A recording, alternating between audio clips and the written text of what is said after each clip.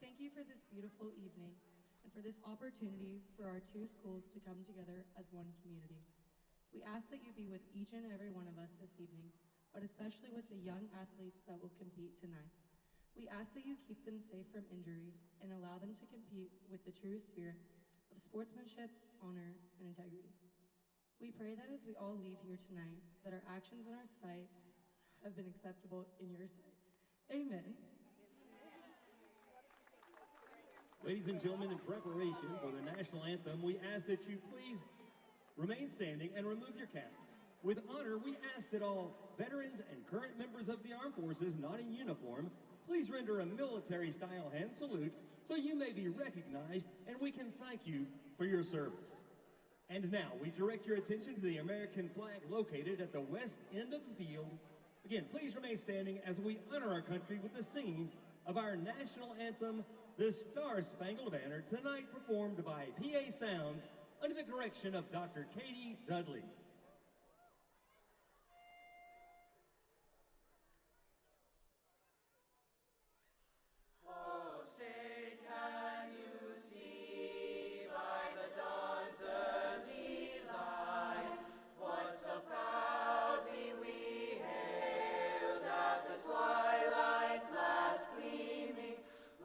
Stripes and bright stars through the perilous fight.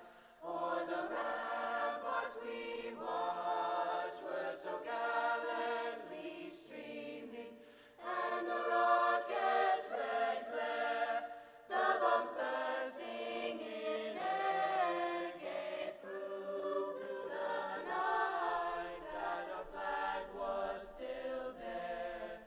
Oh, say does that star-spangled banner yet wave o'er the land of the free and the home of the brave? PA Sound.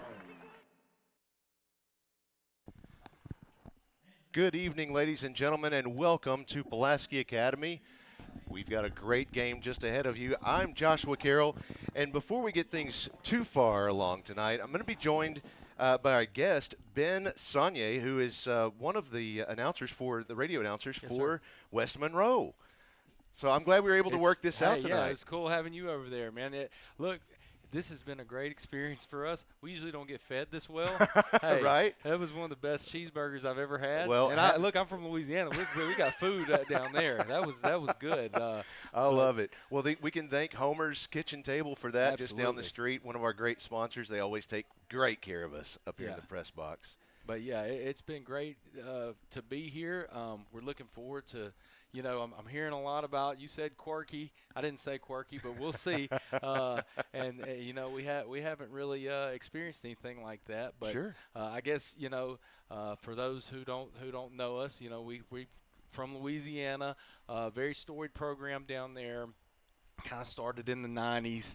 I believe we went to the state championship from, say, 1993 to 2018. I think we were in the state championship game 15, 16 times. Wow. In 5A football. Nice. I think we won 9 of those. You know, we won a national championship. You know, a mythical national championship in 1998 and 2000. Those were kind of the glory years. We've got some new coaches, some new faces now. We're kind of trying to rebuild that back. So you know, this year we decided to play guys like you and hopefully see where we stand with kind of the, you know, I hear you guys talking about what your program is, and it sounds a lot like us back in the early 2000s and late 90s, and I'm saying, man, we got to get back to all that. You know, I know how fun that is and how much excitement that creates. And look, we're almost, you know, we're not far away. We've we've had some bad breaks the last couple of years, but it was just 2020. We were back there in that state championship game, so we're looking to get back there. Everybody from in our community, we expect to win ball games too. Sure. Well, of course, the very first thing that got my attention, I wrote it on the top of my roster here. This roster boasts 137 football players. Yeah. That's incredible. Yeah, and that's normal for us. Look, our 6th grade middle school, I think, has about 100 on the 8th grade team, and probably like 80 on the 7th. And yeah, it's the thing to do in West Monroe. Baseball's big too, but that's pretty. Of course, our school is 2,000 kids, about 2,100. It's one of the biggest schools in Louisiana. So, and it's kind of like all that winning throughout the years. That's what you do. Right. You grow up, you play football for West Monroe, you graduate, you go to college, and that's just kind of part of the resume. Of course, we have a lot of students that participate in all the other things, right. But yeah, football is definitely the king. Oh, no doubt. In our town for sure. Well, you didn't bring all 137 with you. I didn't count the roster that the coach handed me beforehand, but I think it's about half. Right. Yeah. So. Yeah. Close to it. And I'm glad. I don't know if we could have fit them. The sideline reminds me of the arena football. Yes. Like it's pretty. I like it though. It's like everything is just real condensed. Intimate. And yeah, like you say, intimate. Right. Yeah. I love it though. It's beautiful here. I mean, you look out and the trees and everything. In fact, I did some graduate assistant work at Louisiana Tech as a coach. We went to Berkeley one year to Cal Berkeley, and it's like a mini Cal Berkeley here. Oh, wow. It's like, it looks just like, and even like the colors are the same. That's cool. But the woods in the background, it's beautiful here. That's one thing that I've heard coaches say, that they love having that very narrow sideline, and I've had coaches say that they hate it. Yeah, well. So it's one or the other, but it does play a factor sometimes. I wish we had a big bowl stadium or something, but there's just not the room for it. Y'all seem to be doing just fine with what y'all got going on here. So, man, I'm looking forward to it. And look, we may be about to get it handed to us, but I don't know. What I can promise you out of the West Monroe football team is they're not gonna lay down. They're gonna keep fighting. That's kind of our identity. Win or lose, we're gonna give you all we have. Well, one thing, as I was watching them warm up earlier, I had flashbacks of Roy D. Mercer in the back of my head going, man, how big a boy are you? Because those are some big fellas. You don't know how funny that is, man. Me and a couple of friends, big Roy D. Mercer fans. Yeah, that's funny. But yeah, man, I'm looking forward to it. This is we don't get to do this a lot. We play the same old, Louisiana football is, we're proud of it. Sure. We like to stick our chest out about of it. Course. But I'm not so blind that I don't know that there's other states that play football too. No doubt. And then, of course, we got the big LSU and Arkansas rivalry. Right. So, I don't know if you can call it a rivalry these days, but, we'll see. Yeah. Okay, guys. Well, it was great talking with you guys. Yeah, thanks for coming over, Ben. Have a great game. Yeah, and, you too. Thanks for having us. All right. Thanks for the cheeseburger. Yes, sir. Thank you. That was, once again, Ben Saunier, who is one of the announcers for West Monroe, the Rebels, who the Bruins are hosting tonight. Got a fan, like I said, they have 137 players on their roster. They brought about half of those with them, and it ends up being one of those situations, kind of like with wrestling, when you have to have a wrestle off or something. So basically, whoever shines out in practice that week, well, if you're the better player, you're the man up. So you'll be the one that's playing at that game. So fantastic, and I do love that we were able to get Homer's Kitchen Table to provide the food again this evening. We had a great spread of we had a burger bar up here with all the fixings. We had some French fries and even some cherry cobbler. So love those folks from Homer's Kitchen Table. Well, now joining me officially on the air as a co-host tonight is Bradley Field. Hi, Joshua. How are you? Hey, I'm well. Good. Thanks for joining me. Thanks for having me. Blake, I'm excited to be back. Blake Amsler had to take the night off. I forget he told me what he was doing, but I totally forgot. But I'm glad that you were able to step in. Sure thing. And fill his seat for the night. Otherwise, I'd just be lonely. So it is. I will say it is weird being this high up at this stadium. Well, because you're spent normally all last year, Bradley on the field. Yeah. It was almost a hashtag. It wasn't. It never was. It should have been. No. So it's nice to have a different vantage point here at Pulaski Academy football. No doubt. Well, here come the Bruins making their way out of the Buck Center. And it was really neat getting to talk to those guys earlier, and we've never done that before. I called them, we've been talking, like he said earlier on their broadcast, we've been talking all week, just back and forth. They were talking about, where should they stop to eat, and I told them, don't stop to anywhere. We'll feed you when you get here. And so I'm sure they were a little trepidatious about what they might get fed, but they loved it. And if they're used to, like, spicy Louisiana food, there's nothing that we could give them that would hurt them. No. So, I mean, but who knows? Unintentionally, anyway. All right. It sounds like we are having a technical difficulty, so I'm going to take a step away. We can just watch the team as they line up behind the banner there, and they'll come out. I'll be right back. Sounds good. Should I drive the boat here? You can drive if you want, buddy. I don't know where I'm driving to. That's okay. Go that way. Okay, perfect. We're about a minute away from kickoff here at Rector Field at Joe B. Hatcher Stadium on the campus of Pulaski Academy. Bruins lining up behind their banner, ready to run out between lines of rabid students and fans and parents and teachers and maybe a principal or two. Who knows? Bruins come in with a 2-0 record so far this season. The Rebels of West Monroe come in 1-0, winning their lone game so far last week, I believe. Beautiful day for football. 70 degrees here in Little Rock. It was drizzling not too long ago, so it's kind of cooled things off here a little bit, but a fantastic night for some football here in the Natural State. Here come the Bruins.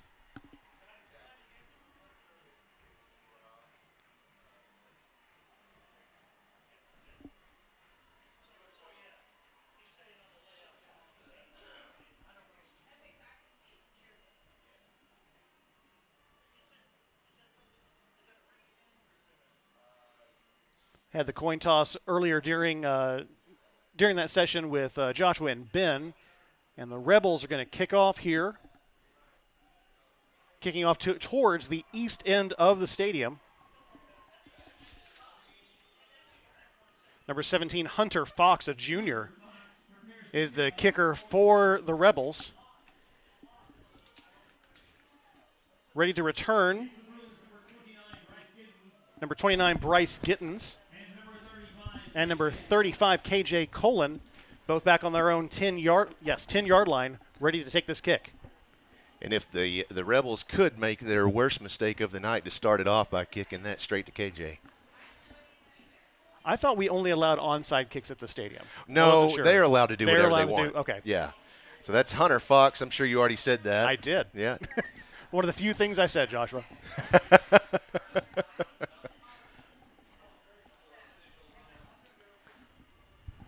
Are we good? I think we're good. Yeah, Fantastic. we had a question about cameras, but I think we're okay now. We've got Cameron James over here operating our top camera that you're seeing right now, and we've got Ryan Olson on the sidelines this evening. Here's Mr. Fox. Kick is up. It goes deep into the end zone, and it'll take a bounce for a touchback. Smart move. It is. The ball will be placed at the 20-yard line. First and 10, Bruins. The Bruins will start their first possession at the 20-yard line. Once again, we'll want to thank our friends over at Homer's Kitchen Table for providing all of the food in the press box tonight. It was delicious, as always. Homer's Kitchen Table is just down the street from Pulaski Academy. It's a great place for weekend brunch or lunch or dinner anytime. Cobb in the shotgun. He has the snap, goes to the right side, and that pass is dropped as soon as he touched it. You'd think it was still raining out there. That was Will Manning. It was the intended receiver. So it'll be 2nd and 10. You're allowed to mulligan this early in the season, right? It's still only the 3rd game of the year. Yeah. I mean, especially it just finished raining, so maybe they hadn't wiped off the ball yet. Cobb with an empty set this time, and there comes a flag prior to the snap. There was 18 seconds on the play clock. I'm not sure what. Maybe somebody shifted on the front line. Yep.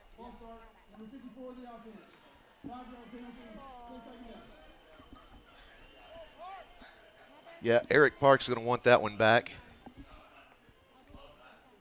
So they'll back it up 5 yards. 2nd and 15 now for the Bruins. Still an empty set. Cobb has 3 receivers left, 2 to the right. There's the snap. Looks to the left side. Goes straight out. Has a receiver. That's William Sabota, and he is pulled down at the 35-yard line. That result is a Hounds Lounge first down. Sabota wide open on that play. Not sure if that was busted coverage or just a good job by William, but either way, it's a first down for the Bruins. 3 receivers right, 1 to the left, 1 man in the backfield on Cobb's left side. He has the snap, looks to the right, looking to pass, under pressure. Still, okay, now he'll take it on his own feet, get it just across the 40, and he'll slide down. Smart play, gain of 5 on that play. He had 19, Walker kind of open on the far side of the field.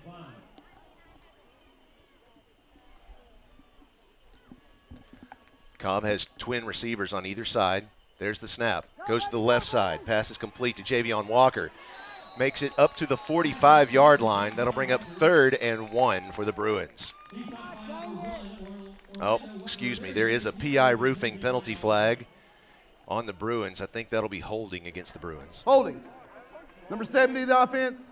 10 yards from the spot of the foul. Replay the down. Not the way Evan Goodwin wants to start the game either. That's all right. He'll get it together. Evan, 6'7", 315 pounds of muscle. Has offers from, I think I counted off at least 15 top schools. He's a 4-star prospect with an 87% rating. He set a 10-yard penalty, but they marked it back 15. So 2nd and 20. Bruins looking for a flag on that one. They're not going to get it. It's Connor Cauldron. It was out of reach. Yep. So not much you can do there, except for maybe play the rest a little bit. Just see what you can do. See what you can get. But now it's 3rd and 20. 3rd down, 20 yards to go for the Bruins. 10:59 left in the first quarter. Cobb with an empty set. Has the snap. Looking to the right side. Has plenty of time. He's going to have to keep it now. Turns it upfield, makes it across the 30, steps out of bounds at about the 34-yard line, and that's where the Bruins will have their 4th down. Damian Sanders, number 50 for the Rebels in hot pursuit there. Prevented it from being more than an 8-yard gain. Bruins going for it. 4th and 12. Cobb has an empty set, 4 receivers left, 1 to the right. He's running to the left side, throws it. Pass is complete. Ooh, he's going to be marked short. I think he is a yard short. That was complete to Mason Greathouse. He was 1 yard shy of that first down. So the Rebels will take over possession at the Bruins' 45-yard line.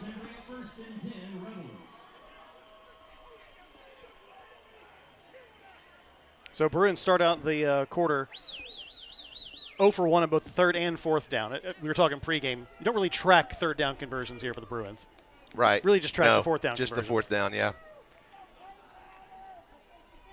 But 1st and 10 for the Rebels on the PA 45.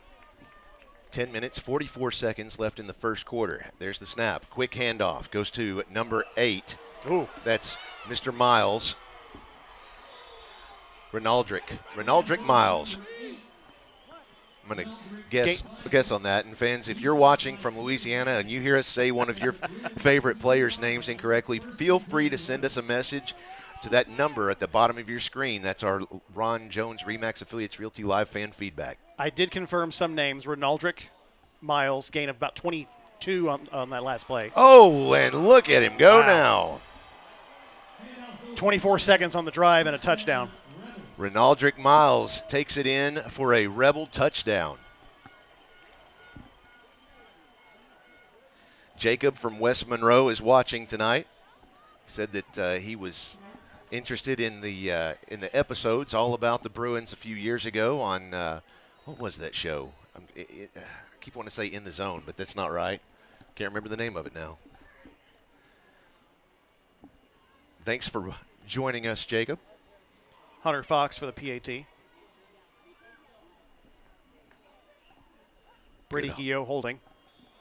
Good kick. It's up. It's good.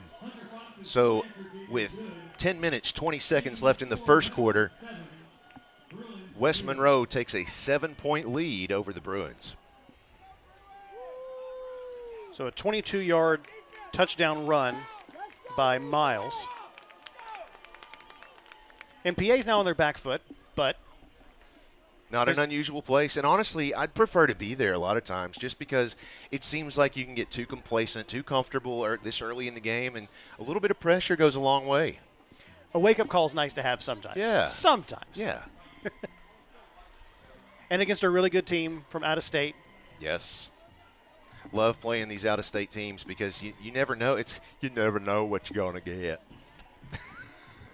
And Alabama's not even involved. That's impressive that you brought out a Forrest Gump impersonation. Hey, you know what? It just happens sometimes. I don't even think about it. I don't plan this stuff. It just comes out. Here comes Fox once again to kick off back to the Bruins. Last time it went to the left side and deep into the end zone. And it looks like the same spot. He's going to take it out. Nope. He's not allowed to, is he? No, caught it just inside the end zone. So back at the 20 for the Bruins. That was KJ Colon who received that. Go Bruins go, and happy birthday to our nephew, senior number 44, Ronan Rutherford. Drove up from DFW to celebrate and cheer the Bruins to victory from Alan and Janice Rutherford.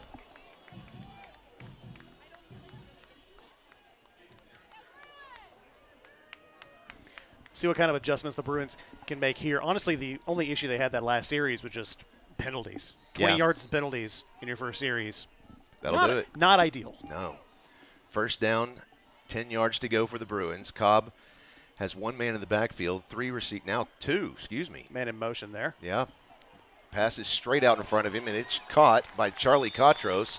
He is downed at the 40-yard line. That is a Hounds Lounge first down. Good job by Cotros to secure the ball. Right? Again, a wet night.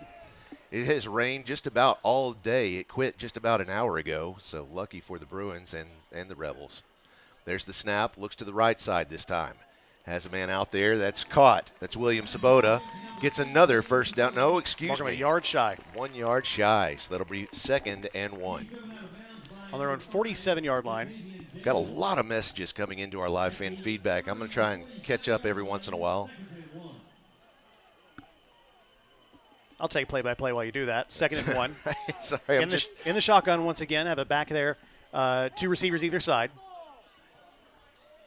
Cobb to his left, slings it, and just a little too far there, intended for Manning, but he had number 6, Ryder DeJean, on his back.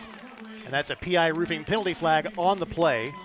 Yeah, a big one here against the Rebels. That'll be pass interference. Yeah.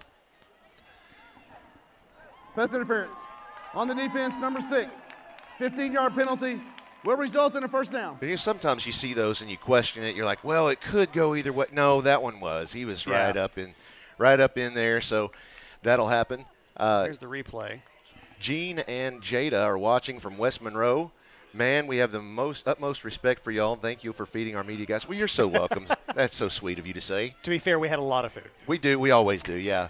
We've got a great sponsor just down the street that is happy to feed our visiting media folks, so you're absolutely welcome for that. Could probably feed 2 people with one of those burgers, I'm here to tell you. Now, I didn't attempt that. I ate the entire thing myself, but it's a big burger. You're not saying you're going to try it. No, not that generous. Cobb has an empty set, 3 receivers left, 2 to the right. He's going to roll out the left side, plenty of time. Now finally sees some pressure. He's going to keep it, scrambles to the sideline, and ran out of bounds at about the 35-yard line. They're going to mark it at the 36.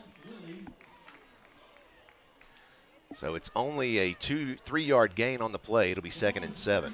So I came into this game with an empty stat sheet and thought I was going to keep up with stuff. Then I just realized I missed like 4 passes. It's quick. It's real quick. Back to that arena football style. Right. As Ben was saying pregame. Twins stacked on either end of the formation.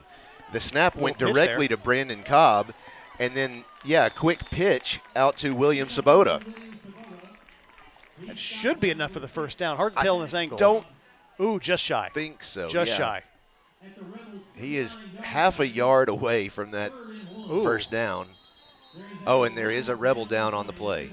He was almost to the sideline. It looks like he tweaked something Well, right at the numbers. And again, we're right here at the beginning of the season. This is one of the things that we see one game after the next is just cramps. You know, you get out there and between the humidity, the heat's not bad today. It's beautiful. It's 70 degrees right now, but there's 83% humidity. And it's a wet field. It is. And yeah. It looked like he and just it's lost his turf. footing a little bit, yeah. You know, so it's wet, it's turf, so all of that wet that's been there all day is just kind of radiating up. So who knows? I hope he's okay. I hope it is just a cramp. He's going to get some assistance getting off the field. Looks like he's favoring his left foot there, foot or ankle. That's number 10, Litton Arledge for the Rebels.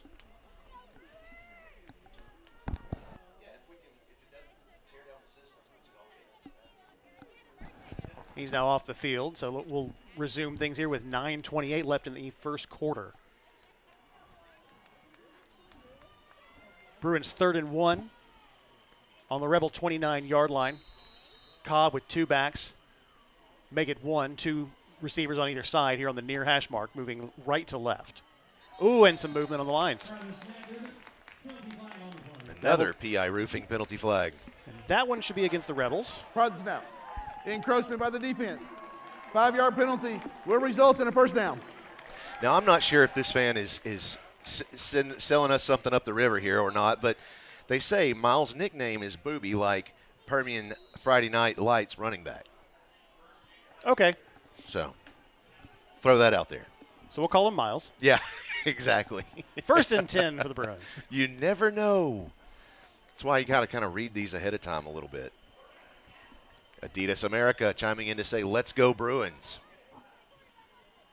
There's the snap, quick reverse, and it's going to go deep into the end zone. Touchdown, Bruins. 24-yard catch. That was number 6, Will Manning, who caught that. I'm not sure if you caught everything that happened just there, but it was, I think it was William Sabota who took the snap. It was a snap to Zabota, a reverse to Cobb, and then Cobb rolling deep to his right to the corner. Wow. Good play. What a play by the Bruins. Get it in there. 8 minutes, 53 seconds left in the first quarter.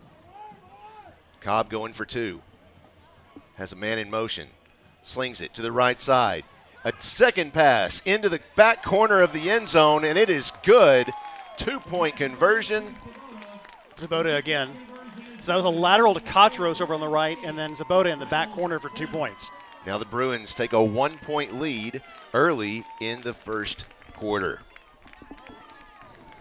Let's see. We are watching from Florida to back the Rebels as our grandson is on the team. Good luck to both teams. Absolutely. Let's go Bruins from Adidas America. Need to get Adidas on here as a sponsor. No kidding. Yeah, let's make that happen. That's a dream of mine. Let's do it. Let's put PA Live on Three Stripe Nation there. I think I'm wearing a 3-stripe shirt. Yeah, sure You are. Yeah. There you go. They made this one. Mine's got a different company on it. So, Yeah. hey, Adidas, if you want to rectify that. Somebody else said it really is Booby. That is really what he's called. Number 6 on West Monroe defense is Maddox Cobbs. Ryder Dijon is number 6 on the offense. Yeah, I got to tell you, Mike, that is thanks for telling us. Good call. We're probably going to get that wrong all night just because it is so hard to see the double numbers there. I wish I had a roster that was like all defense on one side and I flip it over for the offense. That'd be nice. Then I wouldn't screw them up. Do you have 2 number 6s on the one that you have? I do, yeah. Okay. Dijon and Cobbs, yeah. Onside kick here. And the Bruins have it. There is a scramble under that scrum, but yeah, the Bruins do come up with that ball. I didn't see who on the Bruins got that ball, but they kicked it at Sam Turner. It was number 10, Jackson Redmond, who's the one that came up with it. And just made the mistake of touching the ball before it went across the 50 as well. Oh, yes. He touched it right before midfield. Oh, well, maybe one of them saw that. Let's see it. Well, either way, he touched it. Well, so it doesn't matter. Yeah, one of the things that I saw was, it came off of one of the Rebels' foot. Yeah. So that's a live ball after that. Oh, he turned it around. Oh, I don't know about that. They just showed the replay on the board. Probably not a great idea to show it again now that they've reversed the decision. Well, West Monroe ball on the PA 49.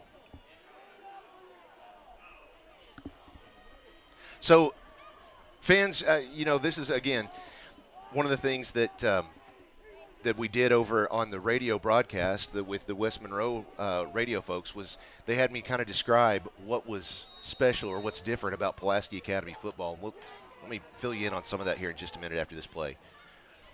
Handoff there. I lost it as soon as they snapped it. That was number 22 on the carry. Christian Ponte. I think they stopped forward progress after 1 yard gain, so it'll be 2nd and 9. It took a couple of Bruins to do it, though. He's a big one, 5'10", 206. He runs bigger than that. Well, so Pulaski Academy is kind of known nationwide, for those of you who are joining us from Louisiana, for a very unique style of play. Onside kicks, never punt. Well, not never, but rarely punt. Blue Moon. Going forward on 4th down.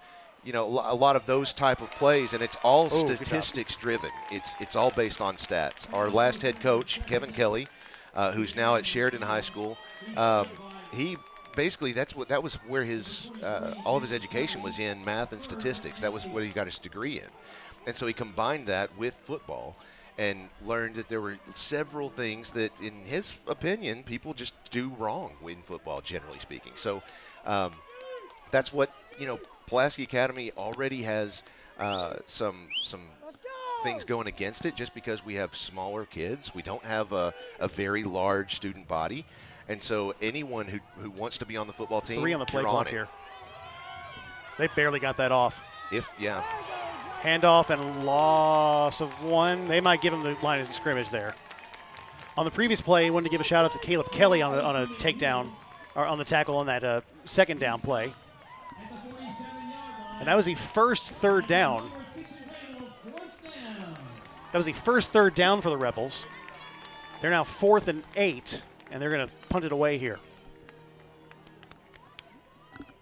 Well, that's going to be a deep punt. It's a Homer's Kitchen Table 4th down, That's mind you. right. There it goes. Now, fans, watch closely. Where'd the Bruins go? Look at that. Rolls into the end zone. So it'll be a touchback. So that's just another one of the things that the Bruins do is you'll see them not field punts. They'll do it.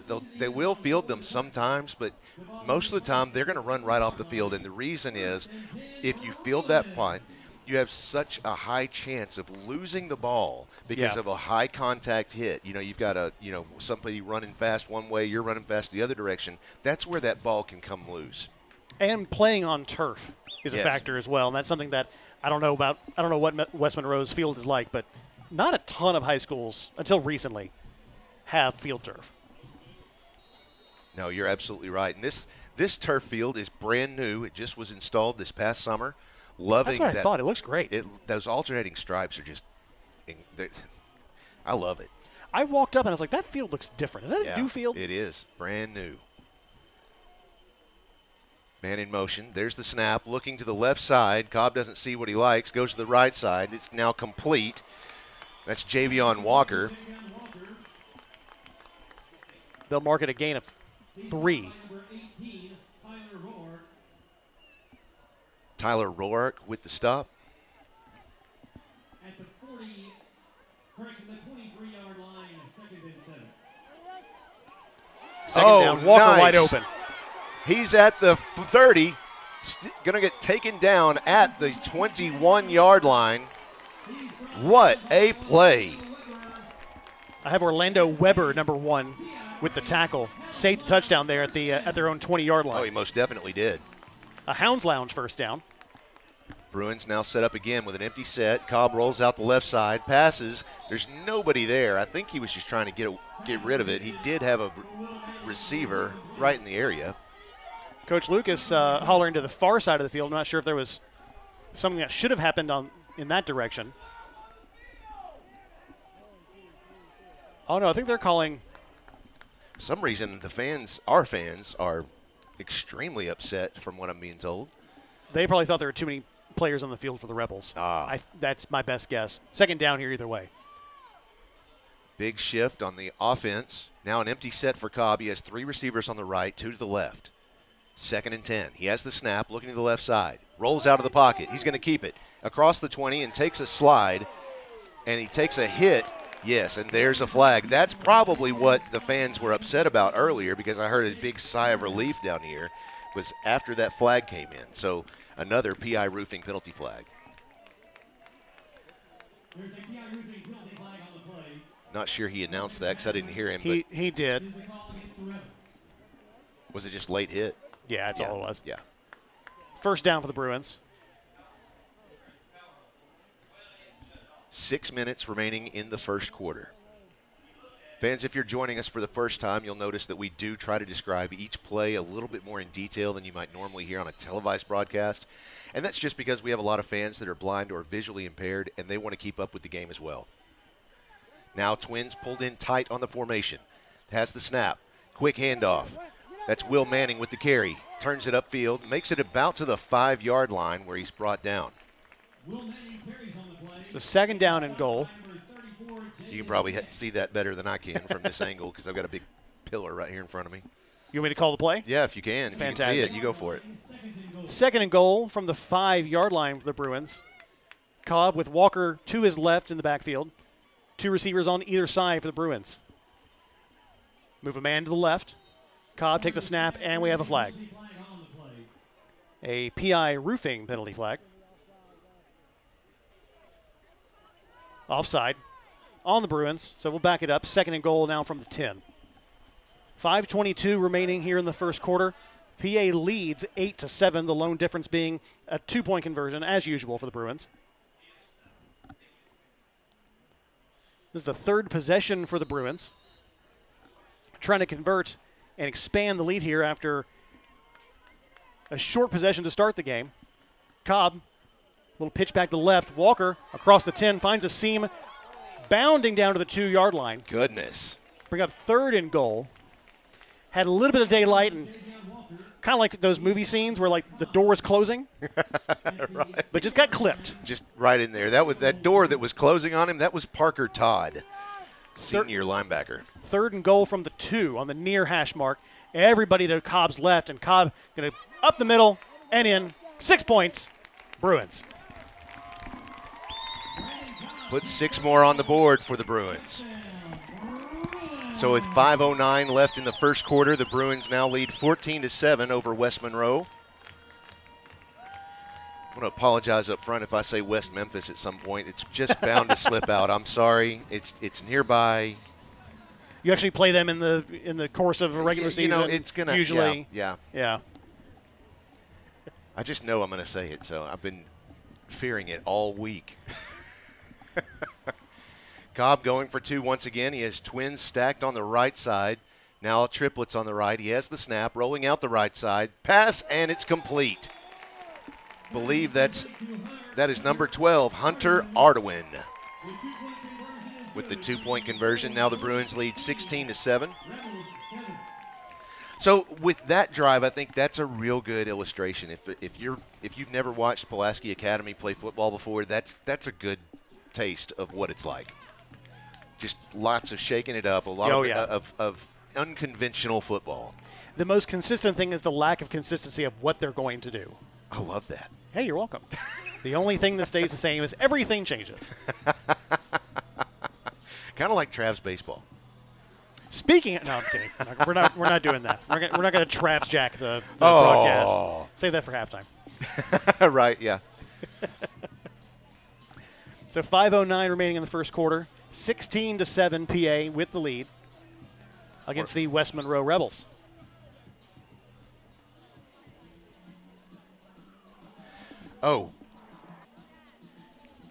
If you haven't yet done it, you've only got 2 minutes left, less than 2 minutes to put in your perfect prediction for tonight's game. Go to pabruins.tv right now. Quick. It literally will shut itself off at 7:30.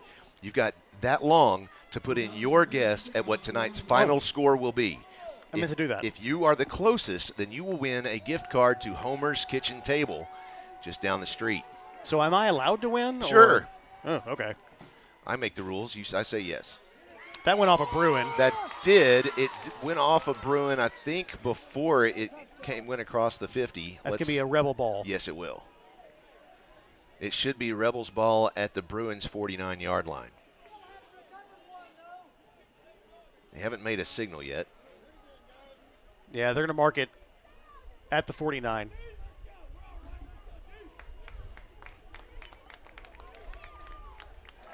That's the first touching by Kay before the ball went 10 yards. Yeah. First down, West Monroe. Yeah, that's a good call. I'm not sure why he said by K, but yeah, sure, we'll go with that. Kicking team. Okay. Never heard it that way. That's my assumption. Yeah, I like it. It sounds logical to me. Sure. 5:07 left in the first quarter. The Bruins lead 16-7. Here is West Monroe.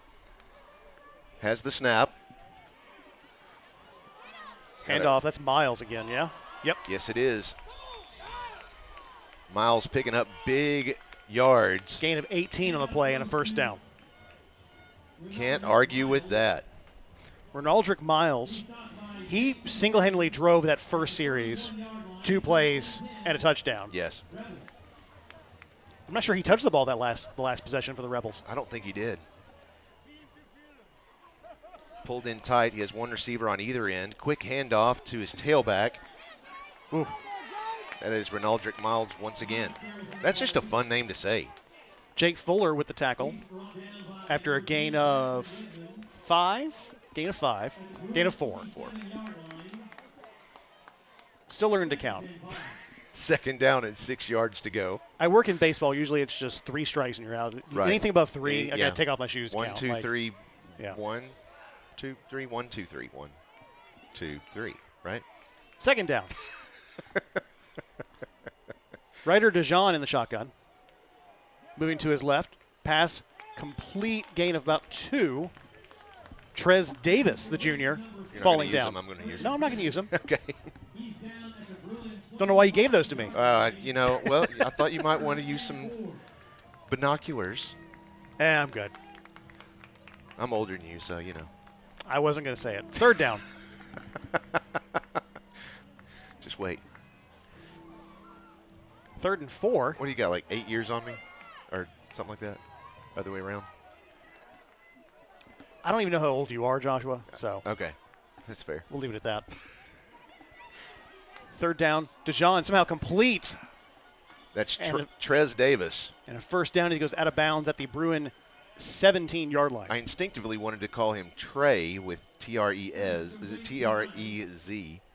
But somebody tell me if that's correct. It's Trez. It's Trez. Okay. Terry and Lisa Taylor, West Monroe High School, has had an artificial turf on their field since 2003. Okay. Awesome. So they have no excuse. Well, that's true, I suppose. They're used to it. 1st and 10 from the Bruins 17. Another handoff here to Miles, and Miles somehow powering through to the 5-yard line, down inside the 5, and brought down 1st and goal. Well, back in my day, so I graduated from a public high school in Tennessee in 2008, and we had a natural grass field of varying quality. Sure. We'll on the door. We'll wait for this play, and then it's story time with Bradley. Under center. Snap, handoff to Miles. End zone, touchdown. A 4-yard play there for 6 points for the Rebels. I love this back and forth. Oh, what a good game already. The difference is going to be mistakes and PATs. Yes. And the Rebels are, for the second time, going to line up off center. Off center, and then they'll probably shift here in a minute for the kick. Oh, never mind. No, they don't. They're going to pitch it to the left. And that is going nowhere quickly. Wow. So that was a pitch directly to Christian Ponte, and he was brought down actually from behind by Jackson Redmond. Yeah, Jack Trelfa was in there as well. He sniffed that out quickly. So it's 16-13 Bruins after the failed two-point conversion. 3 minutes remaining in the first quarter. So my high school, we had natural grass, and there was one team in our division, our region, that had a turf field, maybe two. But the main one that was good that we worried about was Martin Westview, and they played on the campus of University of Tennessee Martin. Okay. So not only did they have a turf field, but they had college hash marks that I don't think they painted to the high school standard. Right. Which was goofy. The only good thing was we were better than them consistently and would more than likely go to a state championship game before they did. And our team would actually go up to Martin and practice before the state championship game that was on turf. Now I think everybody has turf in West Tennessee, so sure, kind of is how it is. But enough about me. How are you? Here comes Fox once again to kick off back to the Bruins. Ball was teed up in a traditional manner. That's another one that I don't even think about it when I say it, because a lot of times I just assume that we're talking to a Bruin audience. But I know that tonight we've got a lot of folks from Louisiana who are watching and maybe listening. I figure there's probably about half of them that have us muted and they're listening to their home crew, which I can't. As they should. I would think. Yeah, I was just about to say I don't blame them. Let's just go tell them to shout out Hounds Lounge. Sure, and yeah. Others, yeah. But yeah, one of the things that you'll hear us talk about is how the ball is teed up, or if it is even teed up at all. Because a lot of times you'll see our kickers, they'll lay the ball flat on the ground with the stitches facing the sky, or sometimes the stitches are facing the grass, or sometimes they'll tee it up in an awkward kind of half teed up way. So it's quite different. You might get a helicopter kick. You might get I asked them once, and last time I checked, they have 12 different onside kicks. Incredible.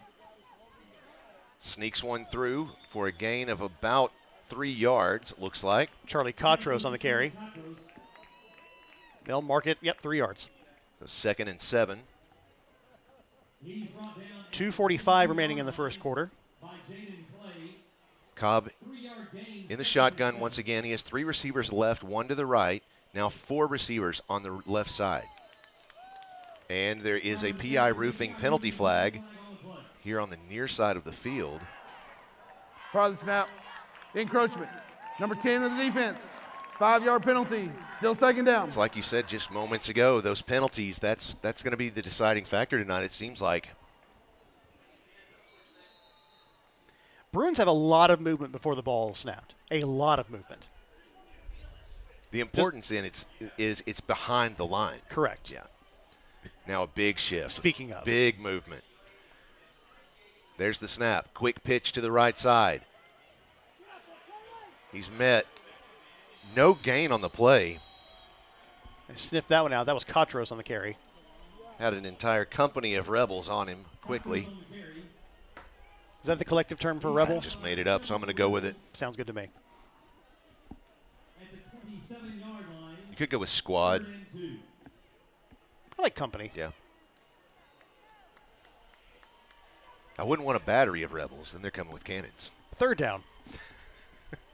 3 receivers on the left, 2 on the right. An empty set for Cobb. He has the snap. Ooh. Pitching it hard left. Oh! And the Bruin fans want another PI out of that one. They're not getting it. That was way out of his reach. That was really good coverage there by that was number 2.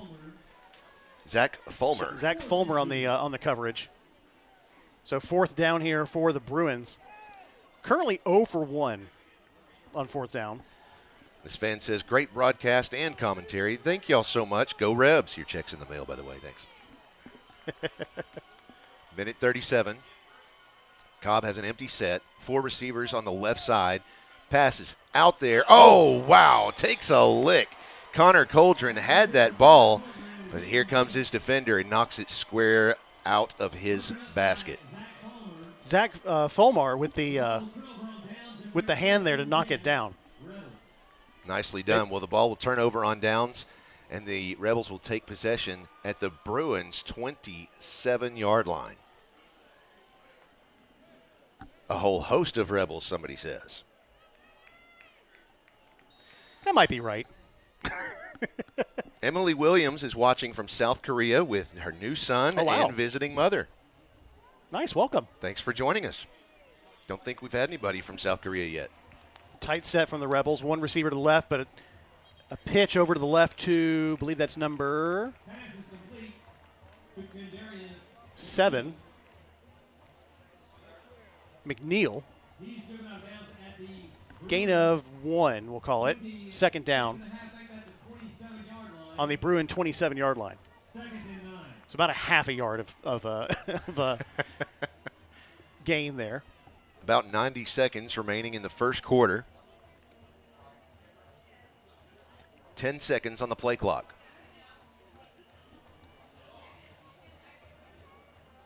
Dijon under center, has the snap, gives a quick pitch behind him. That's McNeil again. And he gets the other half of that yard. Yeah, you're right, it was. Up to the 26-yard line. So I'm guessing they just kind of platoon their backs because Miles has not been out here this series or 2 series ago. I'm not sure if it was McNeil in that middle series or not. That would make sense. But a big third down here with under a minute to go in the first quarter. Dijon now in the shotgun.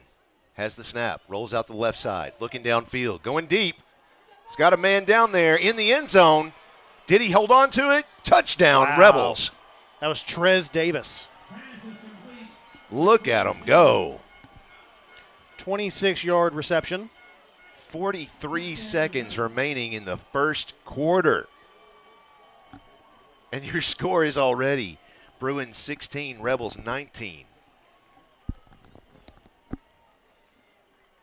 So same formation again for this point after try. Now they're going to shift and go ahead and kick.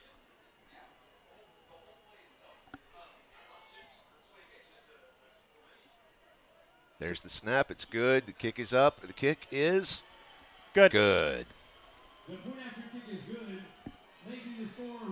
So Rebels now lead by 4, 20-16.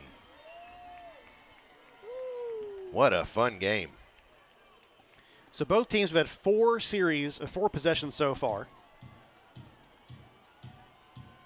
And yeah, it's just, other than penalties, it was just that last series just couldn't get enough from the Bruins.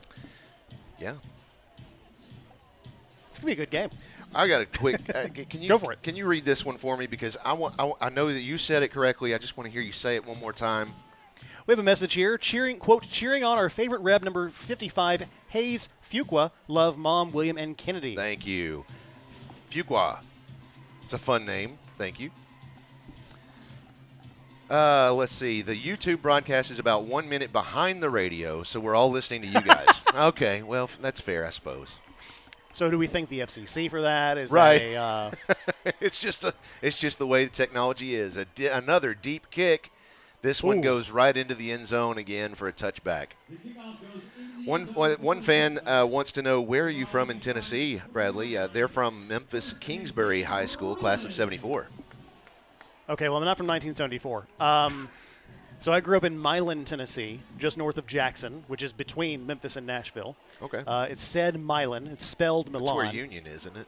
Union is in Jackson. Union University, yes. Yeah. And then I went to school in Milan for high school, and then just south of Jackson in Freed-Hardeman University in Henderson. So there you go. And Freed-Hardeman's football team undefeated. Whoa. Yeah, don't have one. Oh. They actually have played a couple of games against Union, which also doesn't have a football team. Oh, that's funny. Like club teams. Sure, like a little intramural thing. And they actually are undefeated, but we're not going to talk about that. Has the snap. Cobb looking. Oh. Whoa, and Cobb takes a sack. Tyler Rourke. That is unusual, I'm going to tell you, folks. 6'3", 242. Our offensive line doesn't typically let somebody through that quickly, so Pat yourselves on the back for that one. Loss of 6 on the play, or 7. Second down and 17. 15 seconds left in the quarter. Cobb has the snap. Quick handoff. Goes up the middle. And brought down after about a 4-yard gain. And that will bring us to the end of the first quarter. Bruins 16, West Monroe Rebels 20. We'll be right back with more Bruin football. You're watching PA Live. 18-yard line. That will bring up 3rd and 12.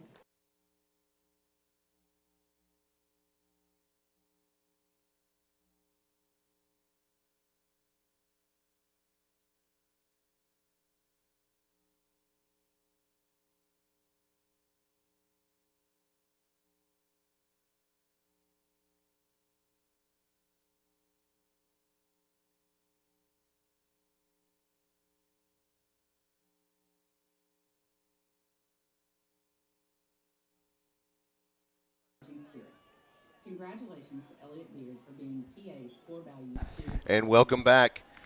Looking over some of our live fan feedback on our Ron Jones Remax Affiliates Realty live fan feedback line there at the bottom of your screen. Again, that's just a text message line, so don't bother calling. I've seen a couple of folks try to call. Nobody's going to answer that. Sorry. Yeah, sorry about that. West Memphis has had one of the largest TV monitor scoreboards in the U.S. a few years back. I'm sorry, who? Got a West Monroe. What there did I say? you go. Did I You say said West Memphis. I knew I was going to slip it in there. I knew I was going to. So that's one. Yeah, that's and one look stat I can't keep They track sent me of. a picture of it too. Look at that. That's pretty big. Ooh. That is nice. That is nice. Kaysen from West Monroe says, "Go Rebels." Clayton Dodd, a Rebel fan, is watching from heaven. Go Rebs. Hit somebody. Cobb. Oh. And So we have an interception but a flag as well. 34. Jaden Neck came down with the ball, but there's a lot of contact before that ball was caught. I'm not sure what they're going to call here.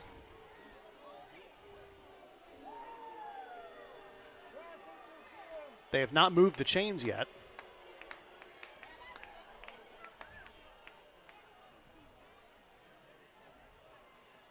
White Hat's discussing it. That or they're talking about where they're going to go for dessert later tonight. Well, how late is Homer's open? I'm not really sure. That's good. I was Let's just look that thinking up. the same Let's look thing. that up. Yeah. Defensive pass interference. There you go. They first down. Kind of figured that was going to be the call just because of the way the play laid out. The fan who was asking where you're from says, very cool, my former pastor is in Milan. That's Bill nice. George. Yeah. Very cool. Wait, who was it? Bill George. Oh, Bill George is yeah, okay. Yeah, I think that was the fan who was talking to us. Gotcha. So, yeah, Bruins get bailed out of a big third down there. Certainly do. That's a Hounds Lounge first down. If you haven't familiarized yourself with the Hounds Lounge yet, you need to. There are some great folks. My pup was there all day. And there's another penalty flag prior to the snap. A PI roofing penalty flag. Prior to the snap. Ball start. Number 19 to the offense. 5-yard penalty. We're just going to dance Still back and first down. forth here, back and forth. Well, like I said earlier, it is still early season. It's bound to happen. Encroachment here, offside there, et cetera, so forth.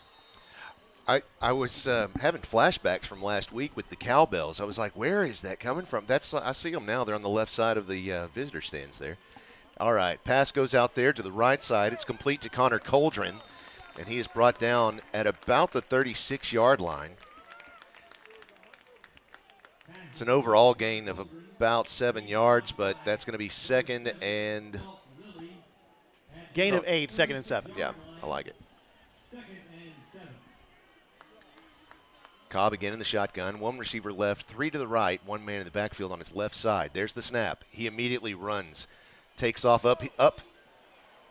Ooh. Wow. And a flag and on the a play. flag. Yeah. No, oh, okay. And his helmet came off. So Cobb will have to come out for a play. He's hit by number 99, Chances Stewart. There is He lost a helmet and a glove on that hit. Holding. Number 70 to the offense. 10 yards from the previous spot. Still second down. So you lose 10 yards and your quarterback for a play. Jiminy cricket. That'll be something that Coach Lucas talks about Oh, yeah. in the locker room. He's like, hey, guys, we know not to hold. I'm sure he'll say it just like that, too. Maybe. He's pretty even-keeled. Fans, even-tempered. if you're not familiar with our head coach, Anthony Lucas, he really is one of the kindest, sweetest He's awesome. people that you will ever meet. So genuine, too. Rolls out to the left. Oh, and the pass is out there, and it goes nowhere. I didn't even see. There was someone there, but I don't think they were ready to catch anything. That was William Zabota acting as quarterback on that play. Brings up 3rd and long. 3rd and 17 here with 11:43 remaining in the second quarter. Cobb is back out there now. So, yeah, last week we were in Mississippi, and, of course, loads of cowbells there. So, of course. hearing them from Louisiana, that's pretty fun, too. I love it. Cobb now has an empty set, 4 receivers right, 1 to the left, has the snap, looking downfield, going deep, going real deep. I'm not sure you can call anything there. Like, he was on him, but he wasn't clutching and grabbing. He was just He was earlier in the play. Way back here, he was – I hate to say that, but that's –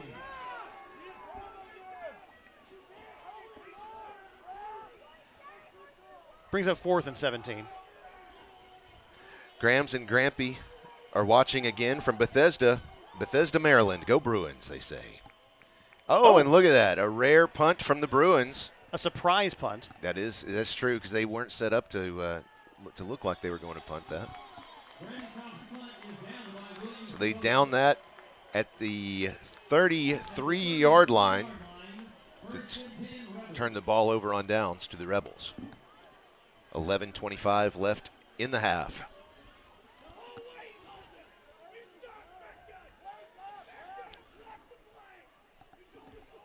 Nick says, go Rebs, love how y'all pass the ball. Maybe we need to start learning to pass. It has its advantages. Right. Another fan says, when you want to watch college football but can't miss the PA game, go Bruins. Holly, class of 1980, she's got 2 TVs going in front of her. Arizona and K-State? Okay. Yeah, Arizona and K-State tied up at 7. Who are you rooting on? Me? Arizona. No, them. Oh, okay. I just went with it. First down and a handoff. Miles. Yeah, Jake Fuller on the tackle. No gain on the play, which is rare for Mr. Miles. No gain, 2nd and 10. Got my notes together here. 2nd and 10, compact set. Handoff to Miles. Gain of about 2 on the play brings up 3rd down. 3rd and 7. 10.5 minutes left in the first half. 3-yard gain, 3rd and 7. So this is a big 3rd down for the Rebels. Currently 20-16, West Monroe leads Pulaski Academy with 2:15 remaining in the first half. 10. Did I say 2? You said 2. I meant 10. There's the snap. Been a long day. Rolls out to the right, passes back to the left. That is complete. Wow. To Sam Turner. Takes a big lick. I think he actually lost a couple of yards on that play. That was Caleb Kelly on the tackle. Yeah, loss of 2. So this is a Homer's Kitchen Table 4th down. And there is a Bruin on the field.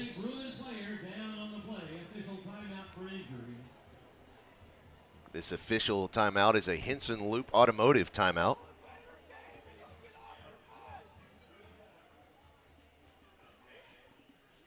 That is KJ Colon. Not sure what happened there. He was away from the play, so I don't know if he just tweaked something.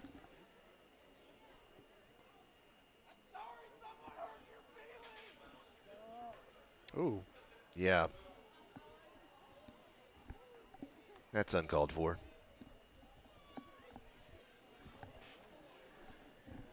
The things people say. What do you do? 4th down here for the Rebels. No one back for the Bruins to take this kick. And it's a good one.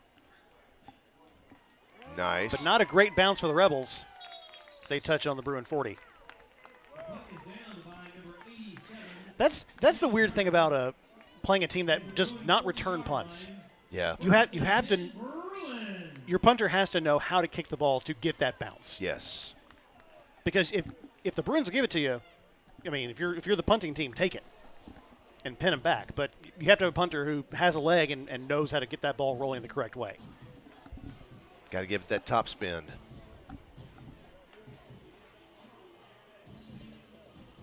One fan says, our whole goal was to make y'all punt. Well, okay. Congrats. Cobb looking downfield. He's under pressure, and he will take another sack. Loss of 2 on that play. Brandon Cobb keeps on the play. It is brought down by number 99. Ouch. Stewart at The Rebels have some big players on their defensive line. second and third. Number 99, Chances Stewart on that play. 5'9", 264 is what he's listed at. 15 seconds on the play clock. 3 receivers left, 1 to the right, man in the backfield. Quick handoff up the middle, and they'll turn him around after regaining what was lost in the previous play. So it'll be 3rd and 10. That was 5 Katros. He stopped by number 42, Parker Todd. Parker Todd with the stop. 1-yard line. 3rd and 9. Cheering on Peyton Crabtree and the Bruins from Fort Collins, Colorado. So I don't have the Bruins converting a 3rd down just yet. This is their 4th attempt that I've noted. Be nice to get one out of the way here. No kidding. Cobb with an empty set, 3 receivers left, 2 to the right. He has the snap. Goes to the left side. Oh, Wow. nice. Good catch there from William Sabota. What a That grab. is a Hounds Lounge first down. What a grab by Zabota. He was falling down, got it in the hands, and it didn't go anywhere after that. Down to the 32-yard line in Rebel territory. Wow. So there's a 3rd down conversion and a big 1st down. Twins stacked on either side of the formation. Quick handoff, quick pitch to Mason Greathouse. Turns it upfield and is stopped at the 25-yard line. That'll be 2nd down and about 3 yards to go for the Bruins. They're going to mark him down at the 27. Ah, So a gain of 5. Sure. Still a good play for Greathouse. I know his grandmother likes to watch. And the Rebels take a timeout here. Timeout, West Monroe. That's their first charge timeout of the half. And that is our Henson Loop Automotive timeout. Henson Loop Automotive is just down the street from Pulaski Academy, and they are ready to handle any of your maintenance needs, or you have something weird going on with your car and making a funny sound. You just need an oil change. Maybe you just you can't get this window to roll up all the way for some reason. Take it over there to Henson Loop Automotive. Those guys are the best. I've known them for years. They just took over ownership of Henson Loop Automotive, so it's new to them, but they are not new to the business, and they will take great care of you. Tell me when you head over there, be sure to tell them thanks for sponsoring PA Live, and they'll definitely take care of you, I promise. Jackson from West Monroe says, we need to feed Booby Miles. Bubba says, go Rebs. So do we need to start calling him Booby since there are so many people from West Monroe listening? I can't do it just because I don't know him. You don't know him like that? I don't know him like that, Cobb has twins on either side of the formation, one man in the backfield. Looking out, he has plenty of time. Going deep. Oh, and into the fingertips. Is that Connor Coldren? He says he's out of bounds.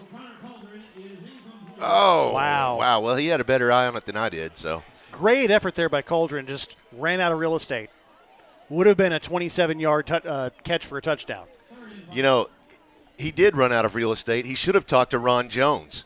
Ron Jones can fix him up with all the real estate he needs. And this is why you get paid the big bucks, Well, right? you know, sometimes somebody's Yeah. got to do it. Fans, if you'd like to be a sponsor on PA Live, just go to pabruins.tv, and you'll find a link right there for sponsors. 3rd down. And movement on the defensive line here. That'll be a 1st down. Dead ball. Encroachment by the defense. 5-yard penalty. 7 minutes, 21 seconds left in the half. The penalty will result in a 1st down. And that is a Hounds Lounge 1st down. 4 minutes and 39 seconds into this 2nd quarter and not a single touchdown. What has happened to this game? Right. Somebody put the brakes on. Here's Cobb in the shotgun. 3 receivers left, 1 to the right, looking downfield. He's got plenty of time, goes into the end zone and nearly intercepted by number 34. Jaden Neck. That's the 2nd time he's had a near interception. That one he just couldn't catch. The first one was the one that was a penalty that brought it back. Yeah. Goodness, he has got an eye on that ball. I like it. 2nd and 10 for the Bruins. Let's see, between West Monroe and PA, there are a total of 19 state championships. Much love to both teams from Hot Springs Village. Cobb looking to his left. Calm, now moving. Cobb Going to into the the end end zone. zone. Yes! Touchdown, Bruins! That is Mason Greathouse with the reception.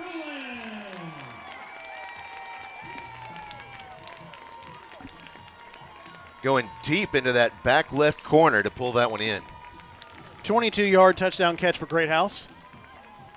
Bruins retake the lead.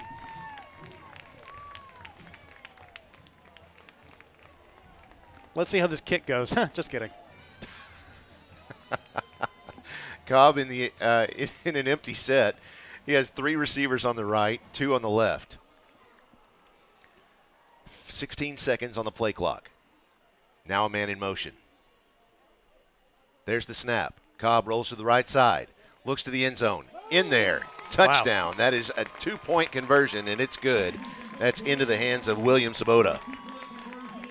Good play design there. Zabota kind of hanging out in the back. Let the flow of the entire play go to the right. Zabota pop out to the left. Just take it right in the middle of the end zone. 2 points.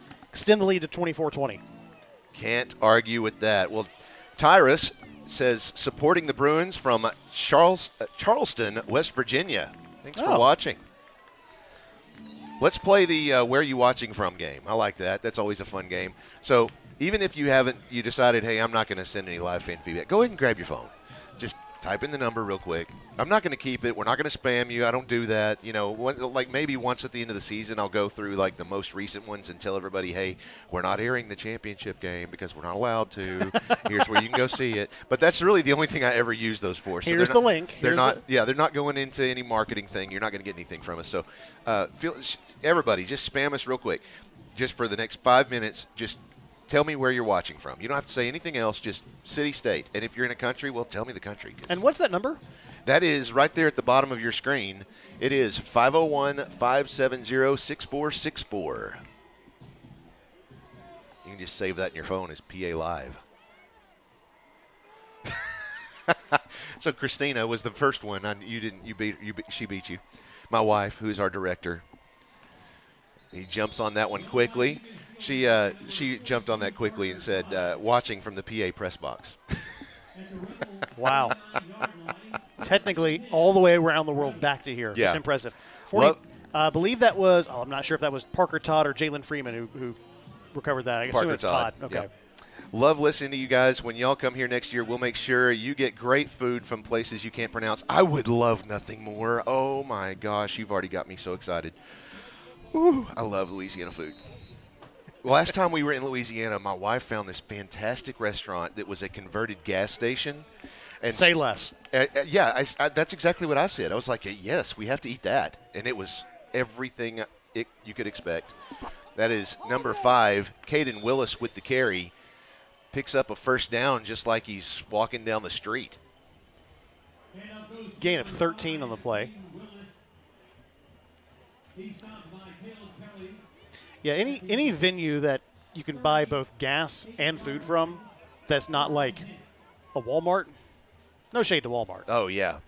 Look But- at that. They're all flowing in now. Ask and ye shall receive. So this fan, who Bill George was just texting us earlier, he says in Louisiana, the LHSAA, the Louisiana High School Athletic Association, requires all games until the end of September to have a hydration timeout called by the refs at the 6-minute mark of all 4 quarters. I mean, it makes sense, especially down there. It's hotter than it is here. So he's watching from Bayou d'Arbon in West Monroe. Hope I said that correctly. I'm sure you did. We do have a Bruin on the field during that play. They do have it blown dead now. It's Peyton Adams, it looks like. Yeah. Peyton Adams' older brother is one of our newest coaches. He's the defensive line coach, Trey Adams, who was a Pulaski Academy alum, was a football player here, went off to college, finished that, came back here to coach. So it's just fantastic that he got an opportunity to coach with his little brother.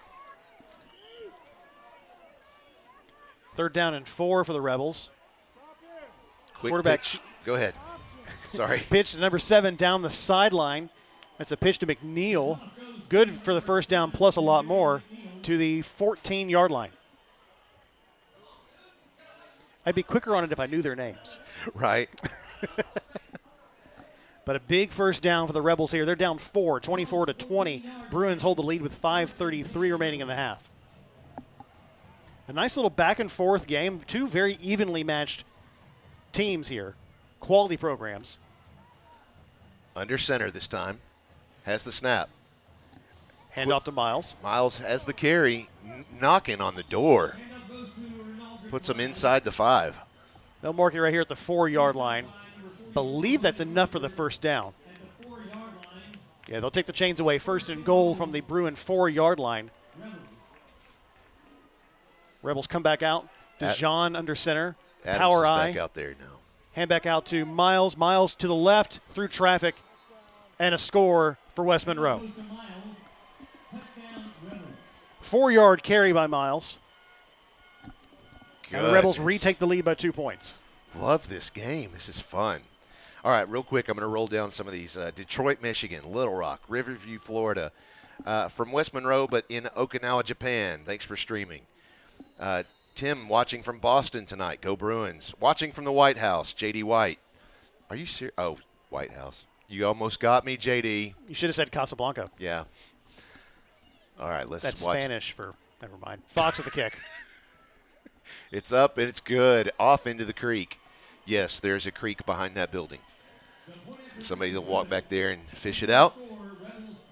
One fan claims, I'm not sure, I believe them, they're watching from Russia. Sitting in the easy chair in the living room in Conway, Arkansas.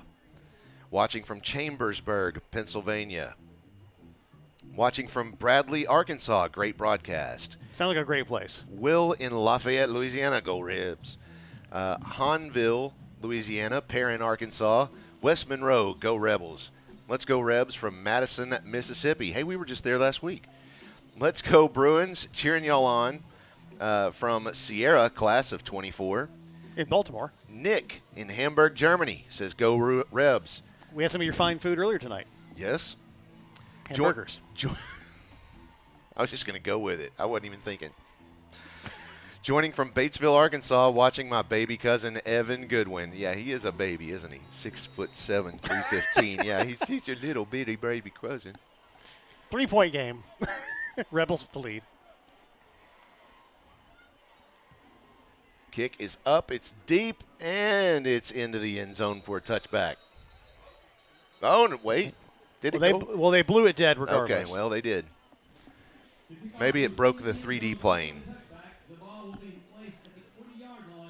Go Rebs. That's VT Smith in Alaska. Watching from College Station, Texas. Louisville, Kentucky. Go Bruins. Bill George was my pastor. If we're going to worry about pronunciations, go to the last one. Okay. Say it again. Louisville? Louisville. Louisville. Yeah. All right. You're welcome. Thank you. Columbus, Ohio. This person sent an image. Yeah, I know. That's a roster. We've got one, too. It's a phone book. I'm not sure what I'm supposed to do with that. Harris Break Lake. Go Bruins. West Monroe. Jackson, or Kirtland, is watching from Eros, Louisiana. Let's go Rebs. Cobb in the shotgun from his own 20, slinging to his left, and almost tipped there by number 15, intended for, who is that? I can't tell. That's number 7. Greathouse. Mason Greathouse. Second down. Bruins haven't run the ball a ton this first half. You know, that's the thing is somebody asked me in the live fan feedback earlier, do the Bruins always pass? No, they don't. They honestly, in the last game last week, it was about half and half. I'll give you some stats here in a moment. Cobb in an empty set, 2 receivers left, 3 to the right. He has the snap, going downfield with a pass, and it's intercepted. Guess who? And I think he's hurt. They're trying to help him up, but maybe he's okay. Well, Jaden Neck got his interception. Nice. Wow. Good for him. 4:53 on the clock here in the first half. So Rebel ball on the PA. They're marking on the 47, it looks like. 48-yard line. Yeah, 48. I'm not sure what the concern is down there, but some of the a lot of the local fans are were really wanting another pass interference call on the defender who was with the intended receiver. But yeah, I don't know about that. I mean, they've been tight in coverage. There've been a couple of plays and they've called them, but I think they're just not used to being this close in this type of a game. Ryder to John, brought down with a loss of 7 there. A couple of Bruins on the play. 2nd and 17.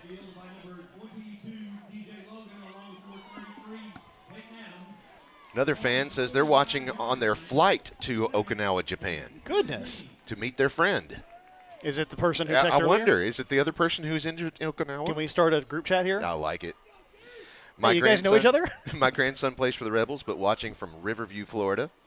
Princess Montgomery says, go Rebs from West Monroe. I bet you were wondering if I'd say that. 2nd down, a handoff to McNeil. Gain of 2 on the play. Brings up 3rd down, 15. Didn't see who the main person was on that tackle. Adams on it, though, as well. 3 minutes, 50 seconds and counting left in the first half.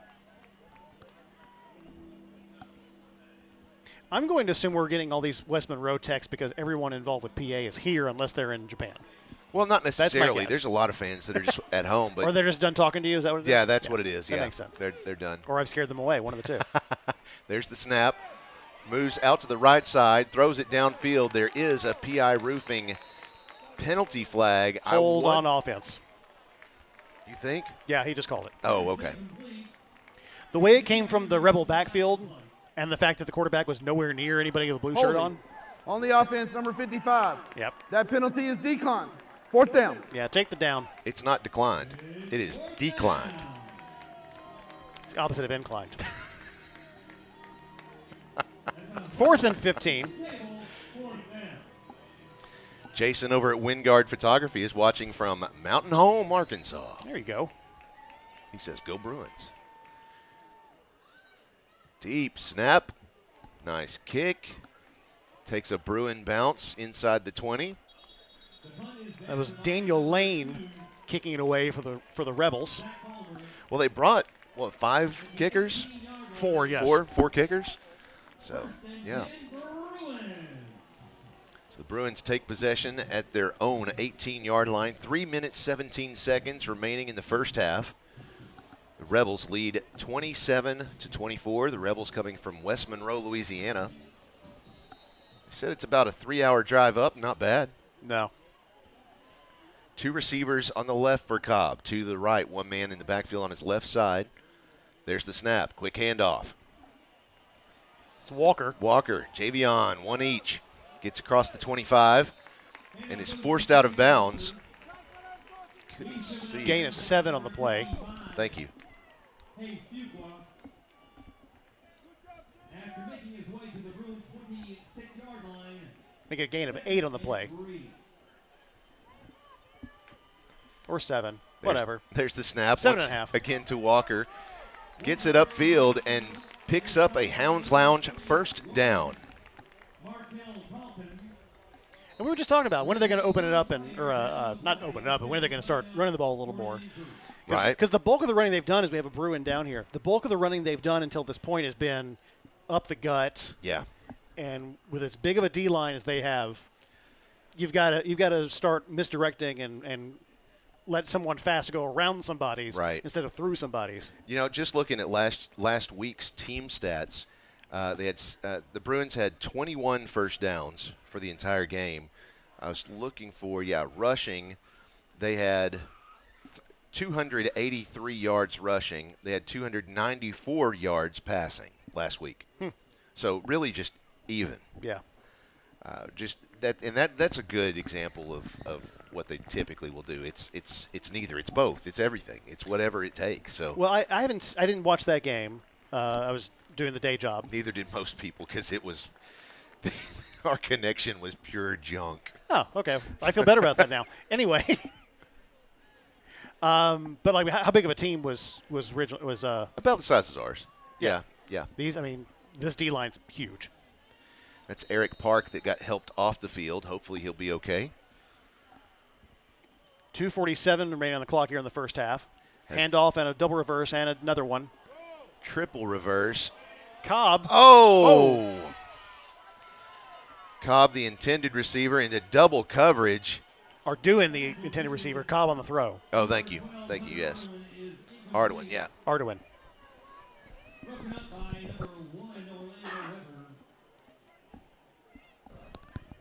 Brings up 2nd and 10. For those who are new, that is also a typical play.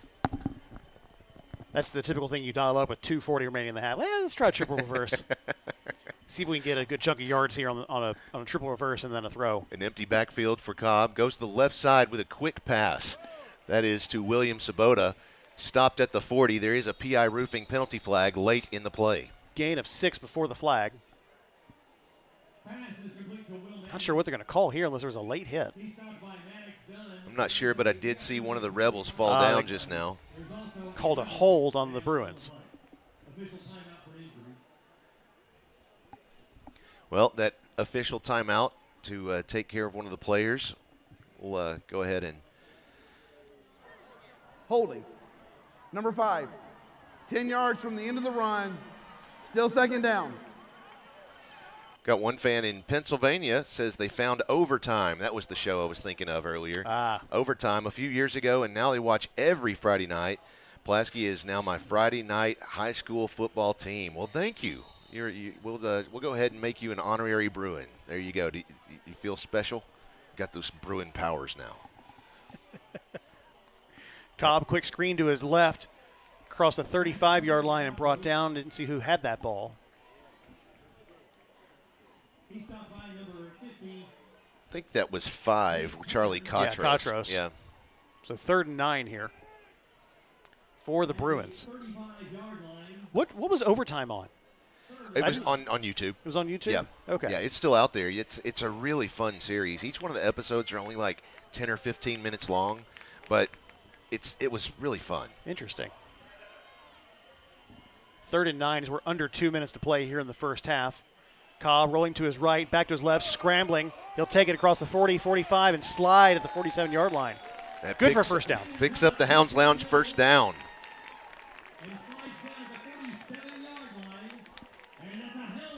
Nice improvisation from Mr. Cobb. No doubt. He's good on his feet. He can scramble. 3 receivers on the right, 1 on the left, 1 man in the backfield. That's Cotros on his left side. Now they're going to change the formation a bit. They were spread out all 5, basically 4 wide across the field, but now they've pulled in those 3 on the right just a little bit tighter. There's the snap. Looking to the right side. Now immediately shifting back to the left. Throws it too deep. Just about 2 yards too deep. That was intended for Charlie Cotros. So something occurred to me. This is the first game I've seen with Brandon Cobb not wearing A club. A club yeah, on his he had hand. that 3D printed cast on his arm last year. That's right. Seems like he come back stronger because most of the passes that have not been caught have just been too far. Yeah. It hasn't been for lack of length. It's just been, you know. Yeah, it was his non-throwing arm last year was in a 3D printed cast. It was, of course, Bowen Heffley Orthopedic is the athletic training provider of Pulaski Academy, and so that's where he went to get that printed. They print it right there in the office. Katros with a nice catch, and that will result in another Hounds Lounge first down. All the way up to the Rebel 41-yard line. Back in enemy territory with 1:12 left to go in the half. See if the Bruins can use all of this clock, put some points on the board as they're down 3. 27-24 is your score. 3 receivers left, 1 to the right, has the snap, rolling to the left side. Pass is out there, and it is into the hands of Connor Coldren. Tries to turn it upfield, but couldn't quite get that angle before stepping out of bounds at a, what is that, the 17-yard line. Thank you. Another Hounds Lounge first down. Goodness. That was reminiscent of the touchdown that wasn't right on the same side of the field. Had just a little more room to work here with 1:05 remaining in the first half.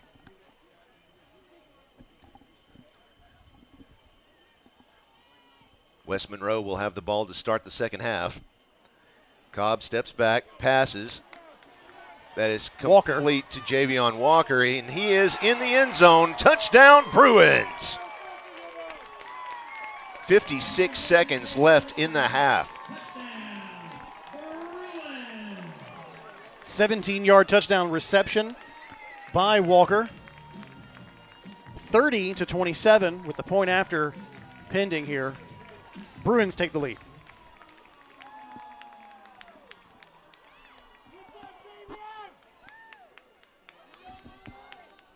They're lined up to kick. Yeah, they are going to kick. They are lined up to kick. Oh, okay. Well, that's Landon O'Donnell, who is set up behind a holder, and he has kicked it. The kick is up. The kick is good. So with 56 seconds left in the first half, the Bruins now lead 31-27 over West Monroe. So here are your scoring drives for the second quarter. PA started out with the ball, had to punt it. West Monroe punted right after that.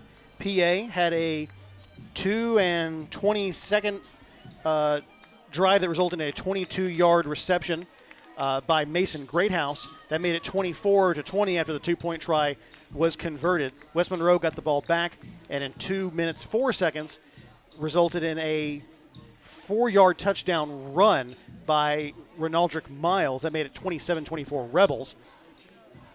PA had the ball, threw it away on an interception. Not really threw it away, but taken away on an interception. West Monroe couldn't convert on that, had to punt. And PA, starting on their own 18-yard line, started at 3:17. We're down 56 seconds. 17-yard touchdown reception by number 19, Javion Walker. Point after is good. 31-27 is your score here with 56 seconds left in the first half. Landon O'Donnell, the kicker for Pulaski Academy, sets up the ball. Looks like in a traditional manner on a tee. And, whoa, a squib kick goes off. I had to stand up and nearly lost my headset. Goes into the crowd. And it came back. I don't think that went. I'm not sure if I recognize who that was, but it landed right in that gentleman's lap. I'm positive I've never seen that one here. Sir, you're supposed to return. Honestly, that is shocking to me with as close as everything is. It is. It is tight. Yeah, both sidelines are very tight. So they'll start with the ball on their own 45-yard line, the Rebels, here with 56 seconds on the clock. Scratch that. They put it at 41. This fan says they had the chains at the 45. That's weird. This fan says, "Go Rebels" from beautiful Calvert Crossing Golf Club. Ooh. That does sound beautiful. Another one says, "Let's go Rebs." Number 55, Hayes Fuqua from Lake Caroline, Mississippi. There's the snap. Quick handoff and stopped after a 2-yard gain. I think that was 22 with the carry. Christian Ponte? Yes. Handoff goes to number 22, Christian Ponte. He's stopped by number 9, Caden Nash. Gain of 2 brings up second and 8. DeJean under center again. He has Ponte behind him. Same play. This time a gain of 4 before he's brought down, and the clock is rolling. Oh, and they call a timeout. Yep. Handoff goes to Ponte.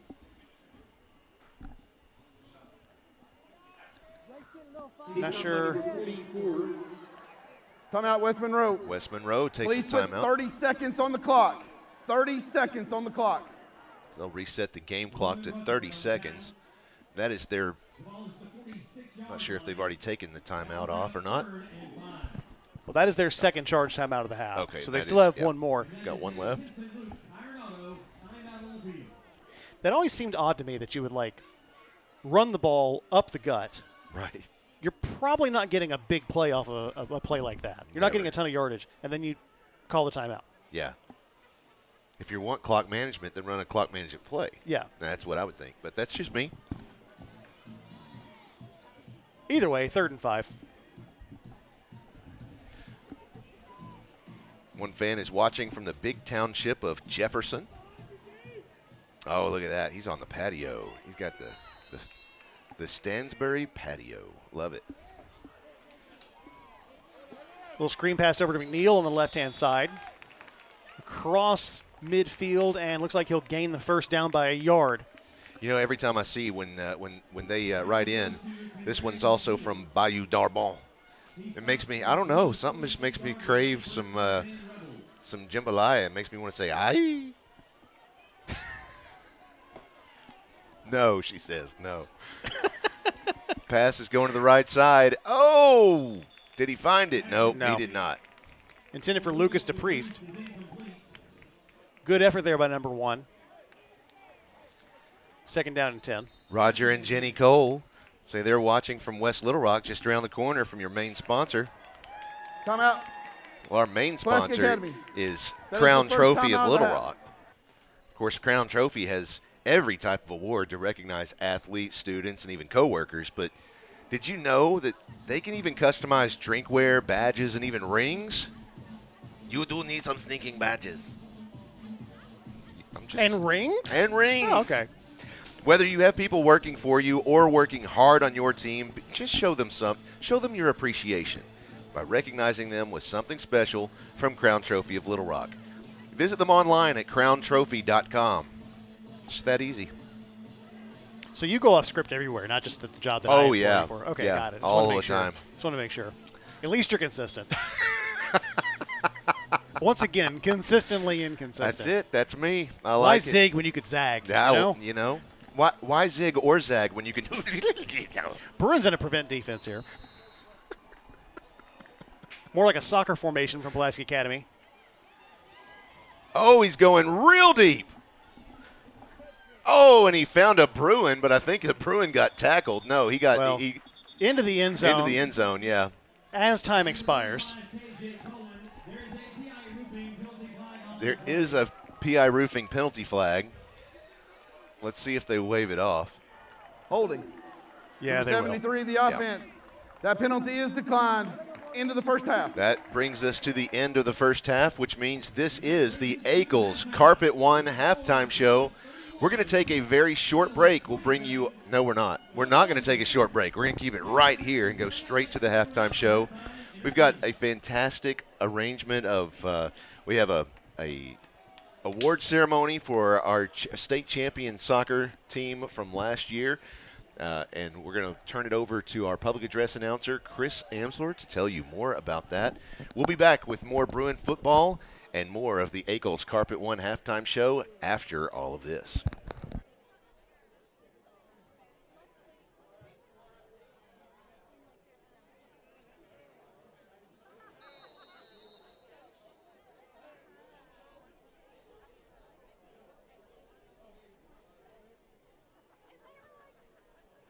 Ladies and gentlemen, we would like to recognize our 2024 Lady Bruins State Championship soccer team. Tonight, the team received their state championship rings in a reception in the Student Commons.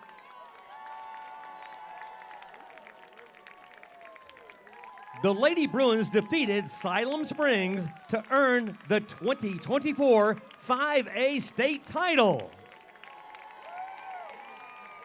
This is the program's 3rd championship in 4 years and 9th overall. Congratulations, Lady Bruins!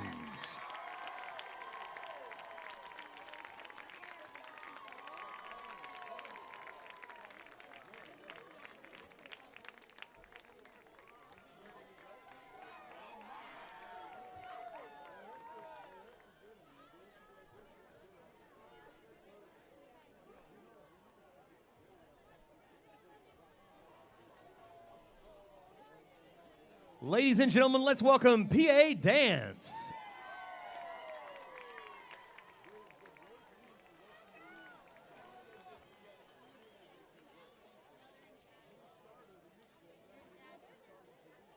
Fans, just so that you're aware, we are going to have to mute the audio from the crowd mic right now because we can't air the copywritten music. We'll get muted. So just so you're aware of what's going on.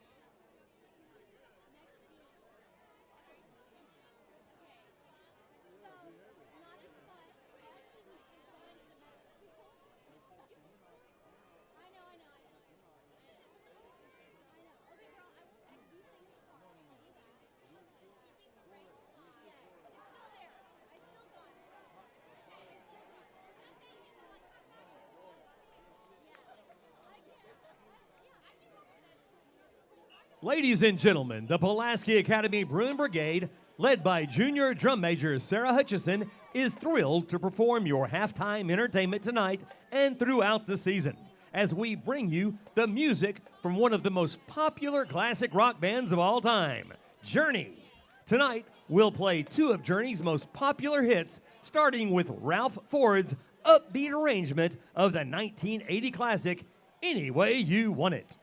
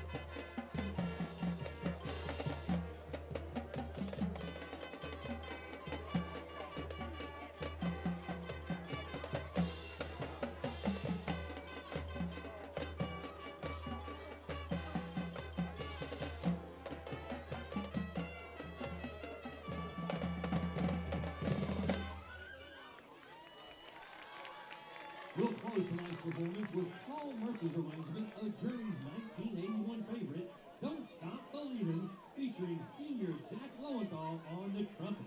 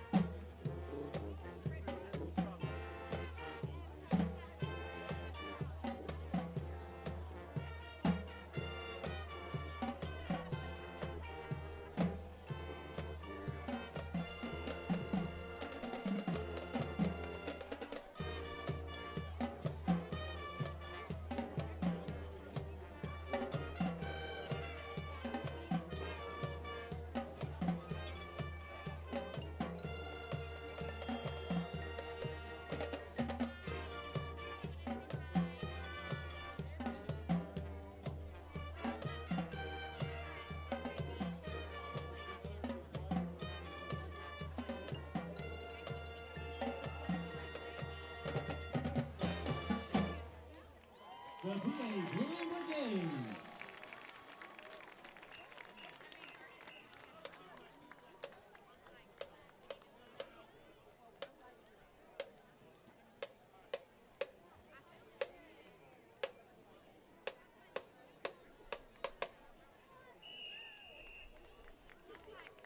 And now let's welcome PA Bruin Cheer.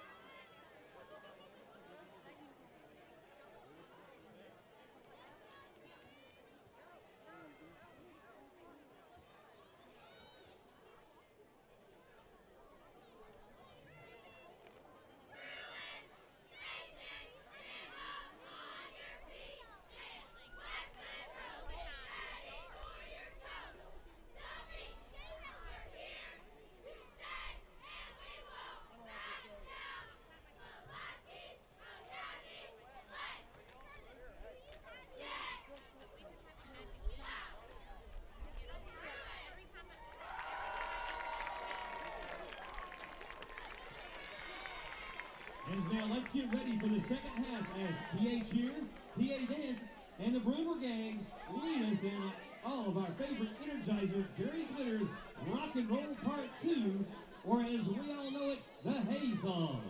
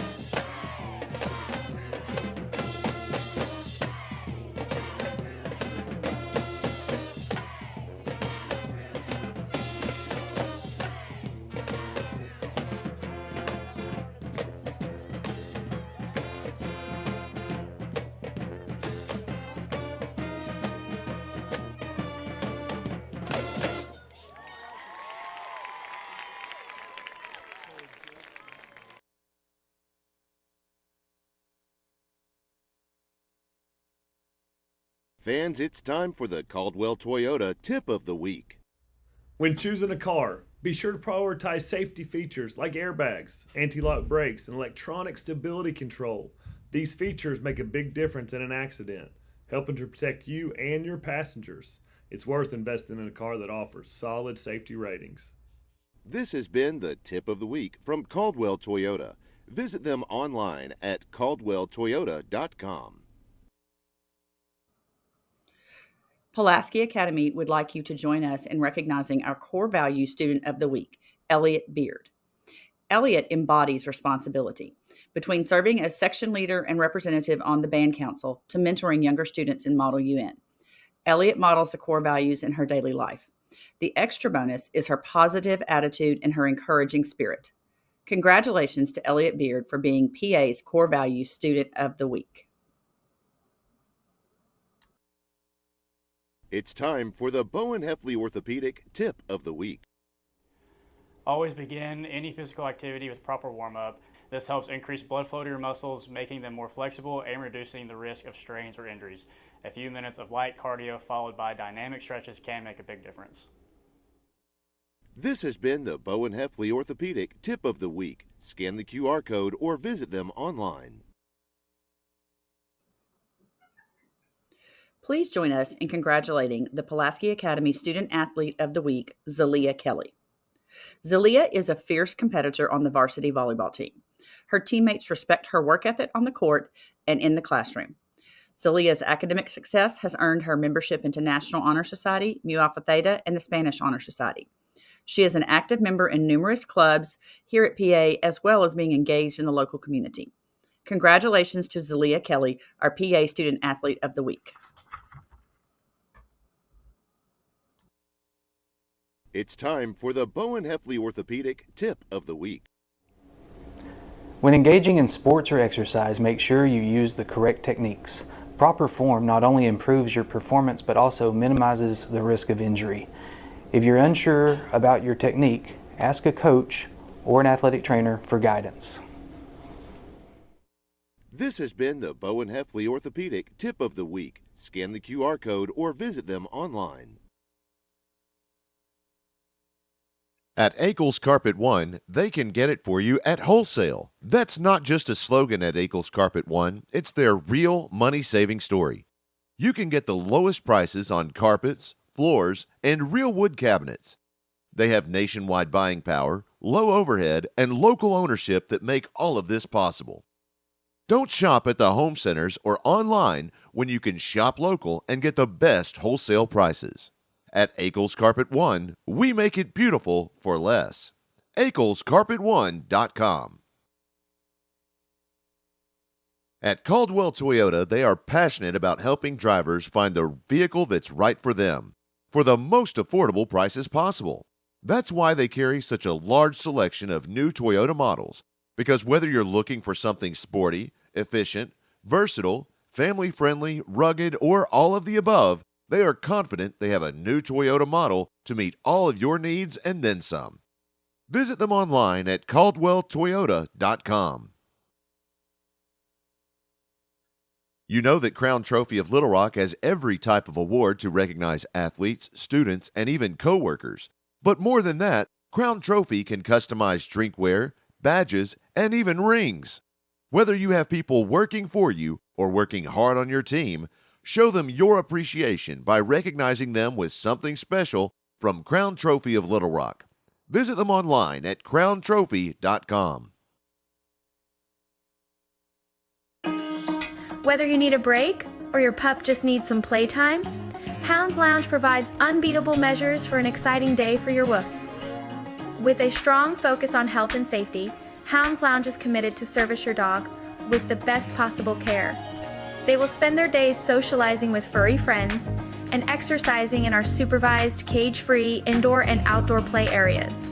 Those spending a few days with us will spend their nights cozily tucked away in a personal pet suite for a comfortable night's rest, all while being cared for by our professionally trained staff 24/7. Learn more about our boarding, daycare, and grooming services at houndslounge.com. Central Arkansas Mahindra can provide you with the latest and best in outdoor power products to make your outdoor living more enjoyable.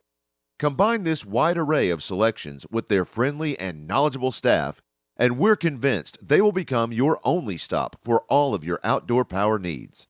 They're happy to help you find either the perfect outdoor power equipment, service, or the parts you've been looking for.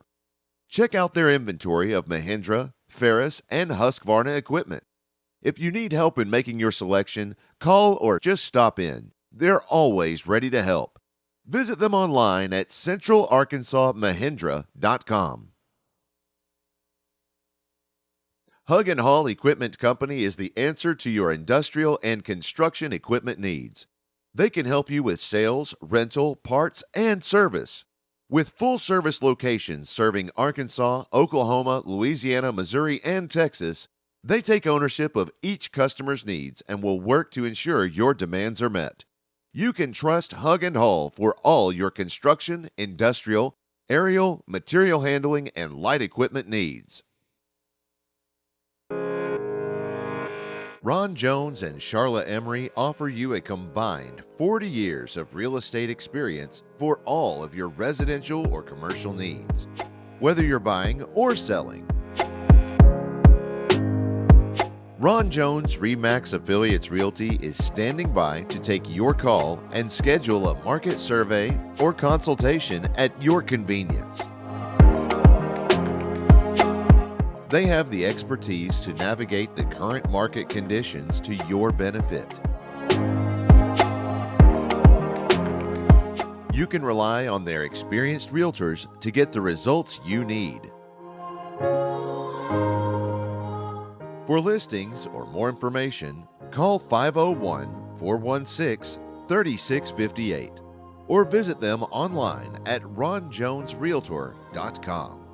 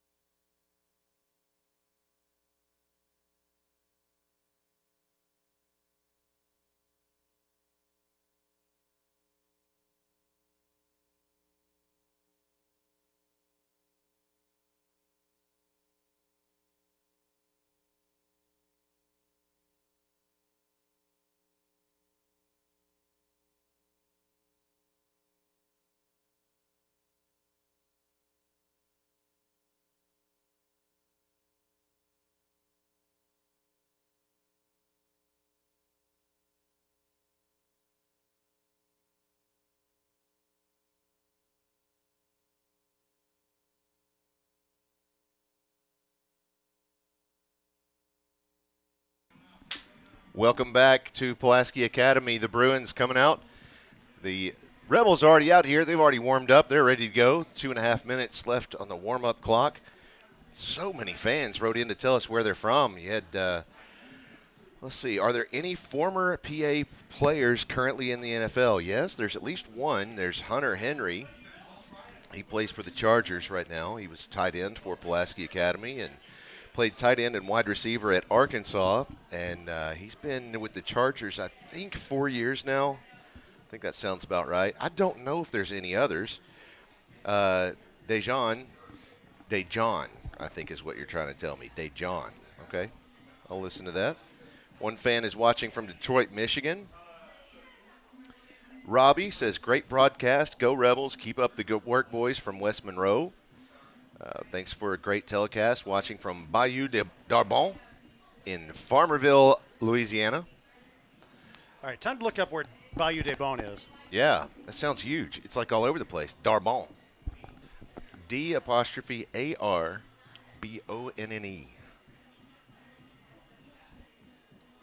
It's just fun to say. Darbon. Oh, here.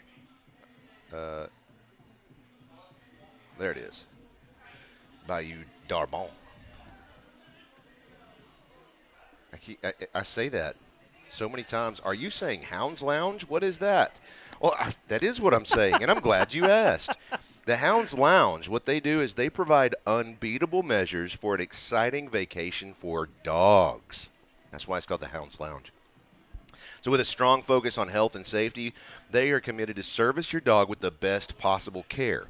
They spend their days socializing with furry friends and exercising in their cage-free indoor and outdoor play areas, and their nights cozily tucked away in a nice little pet suite for a good night's rest, all while being cared for by their professionally trained staff 24/7. So it's basically a doggy daycare and you know, a little doggy hotel if you need. Our pup goes over there almost every day for at least a few hours.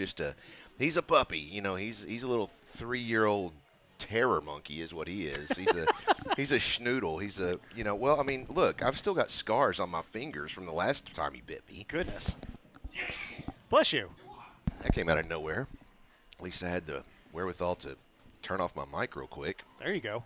Oh. But yeah, Hounds Lounge is great if you're looking for a place to take your dog for the day, overnight, over the weekend. They have great service, good rates. Yeah, talk to Hounds Lounge. There's They have one multiple here. locations. Yeah, too. I was going to say they do have multiple locations. They're in Rogers. I think they're in Springdale. They're in Benton. They're in Benton, Arkansas. They're in West Little Rock and North Little Rock. I think I got them all. But you can visit them online and find out more information if you're curious. HoundsLounge.com. They're a great sponsor of ours. They came on board last year.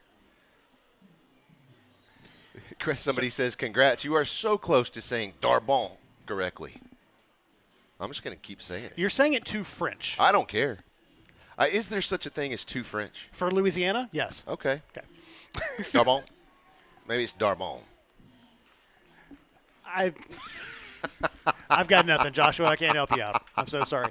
Hey, the score at halftime is 31-27. Pulaski Academy Bruins leading by 4 against the West Monroe Rebels. Another stat of interest. Bruins had 4 penalties for 35 yards by Bradley count. Rebels 5 penalties for 45 yards. Close game. Couple of couple of big mistakes. A couple of 15-yard penalties for both teams, but keep it close on the scoreboard and on the stat sheet. Here is the Bruins have 3 seconds to kick the ball away. Not sure what they were waiting on. That was fielded quickly by number 42, Parker Todd. So the Rebels will start on the PA 49-yard line.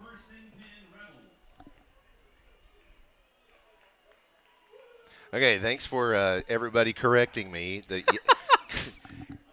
Hunter Henry does not play for the Chargers any longer. He plays for the Patriots and has for like 4 years now. Excuse me.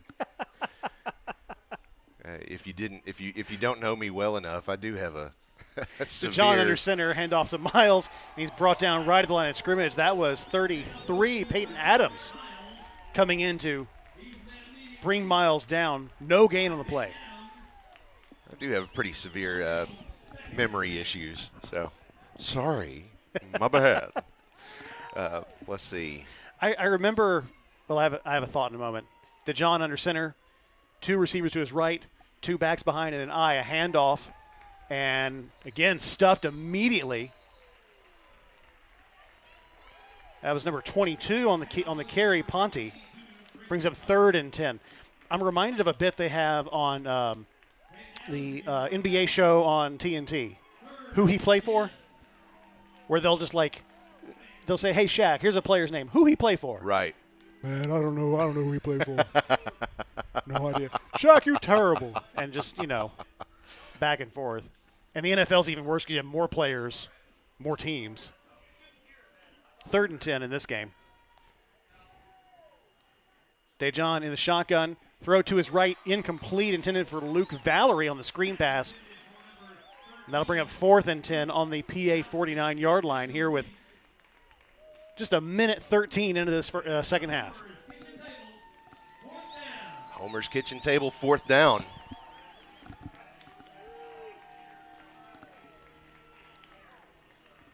Back to kick, number 31, Daniel Lane. Back to receive this one is nobody because it's Pulaski Academy. Snap and kicks away. And the Bruins walk off the field. Twirling, hit at the 15 and bounce inside the 10 down to the 6. And comes to rest at the 5-yard line. Best punt of the night for the Rebels. I think they got it. Heck of a kick. Judy, I've got to know if this is a real place. She says she's watching from Hog Hair, Louisiana. Oh, that's definitely a real place. Are you kidding? I love it. We're in a state that has Possum Grape as a place. Right, and Ink is just down the street from Pencil Bluff. I mean, I pass by Bucksnort, Tennessee when I go visit family all the time. You kidding me? Hog hair. Now, if it were frog hair, we might have something to say. But the Bruins backed up against their own end zone. 3 receivers left. Ooh. Oh, and some shift. Let's see. That's going to be offside, I believe. Or false start. Start the snap. False start, number 65 on the offense. Half the distance to the goal. Still 1st down. Goodness. Yeah, that offensive line just kind of jumped up a little bit, so back to 2.5. Now Cobb standing deep in the end zone. Has the snap. Rolls to the right. Looking to find a hole to get out of that end zone. I think he did get there. He got out of the end zone, but I don't think he went past the line of scrimmage. Maybe a yard on that play. Yeah, up to the 3-yard line, 2nd down. What a good game this has been so far. It's been competitive. Can't really ask for much else. Great weather, too. Goodness. Just a light breeze. There's the snap. Looking to the left side. Going to air it out this time. No. Led him by about 6 yards. I know I got myself a soda. I left it right over there. Was this yours? No. That was the one I got for you. I didn't realize thank you. that it's Pepsi. So I don't care. Do you want it? No. All right, what'd you get? A Dr. Pepper that's sitting right there. Thank you, Christina. Okay. I mean, I could have gotten whatever. Fine. 3rd down and 12. Bruins on their own 3. A lot of movement here with 10 on the play clock. Cobb in the shotgun. Boy, the Bruins. 3 to his left, 2 to his right.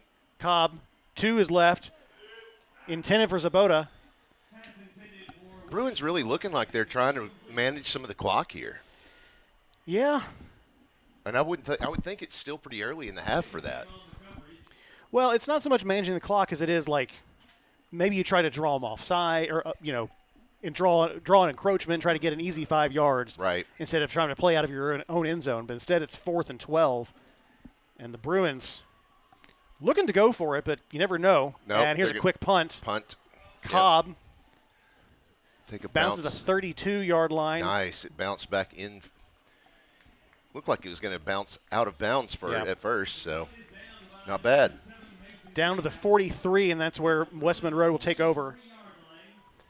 Another fan watching from Ouachita Parish, if that's pronounced the same as it is here in Arkansas. Ouachita? Yeah, Ouachita. I've heard that before. Oh, no. Incorrectly, but. Vance says, Pulaski announcers, outstanding broadcast with fair and excellent play-by-play from a West Monroe fan. You can't ask for better from another team's fan. I love that. I could. Thank you. I actually could. My Venmo is. 1st and 10 for the Rebels on the PA 43-yard line. Handoff to Miles to the right-hand side of center. Gain of about 1.5. A quick 2nd down for the Rebels here with 9:25 remaining in the 3rd quarter. Caden Nash with that stop. And his mama is watching tonight. She says, way to go, Caden Nash, number 9. Love mama. What do you call your grandmother? 1 second. Dejon under center, handoff to Miles again. Oh, he finds a hole in the middle. Oh, across the 30. He's gone. 20, 10, 5. A little bit of contact, but nothing doing.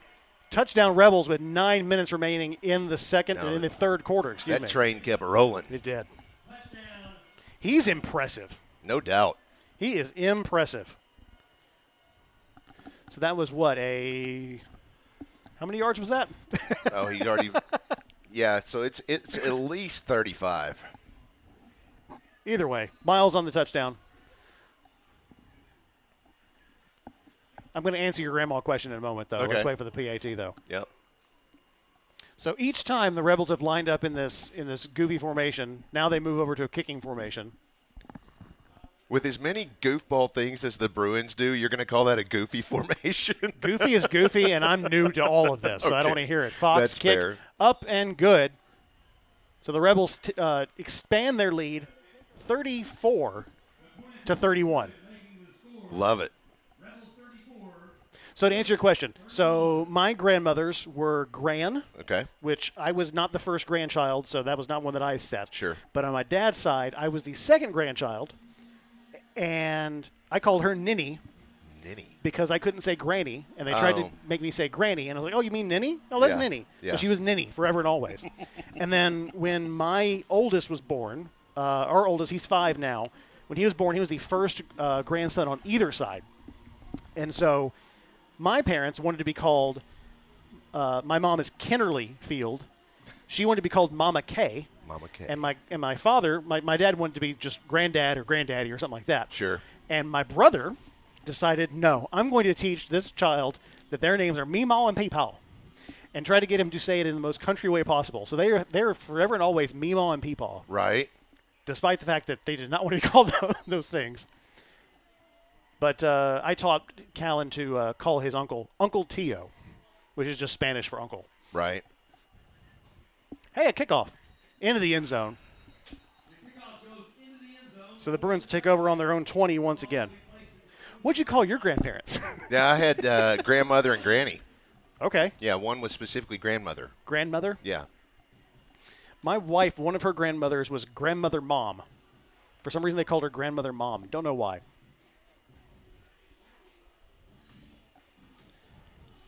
Another question. What'd you call your grandmothers? We've got. Go ahead and text in right now. Nana Banana. Well, yeah, ours. My son had Nana Banana and Popsy. Oh, that's fun. So Bruins get the ball back pretty quickly. They surrender 7 points to do it. Cobb in the shotgun. 1st and 10 on the 20. Quick pitch here to the right-hand side. That is number 5, Katros. Good for 7. Good for 8 yards. 2nd and 2.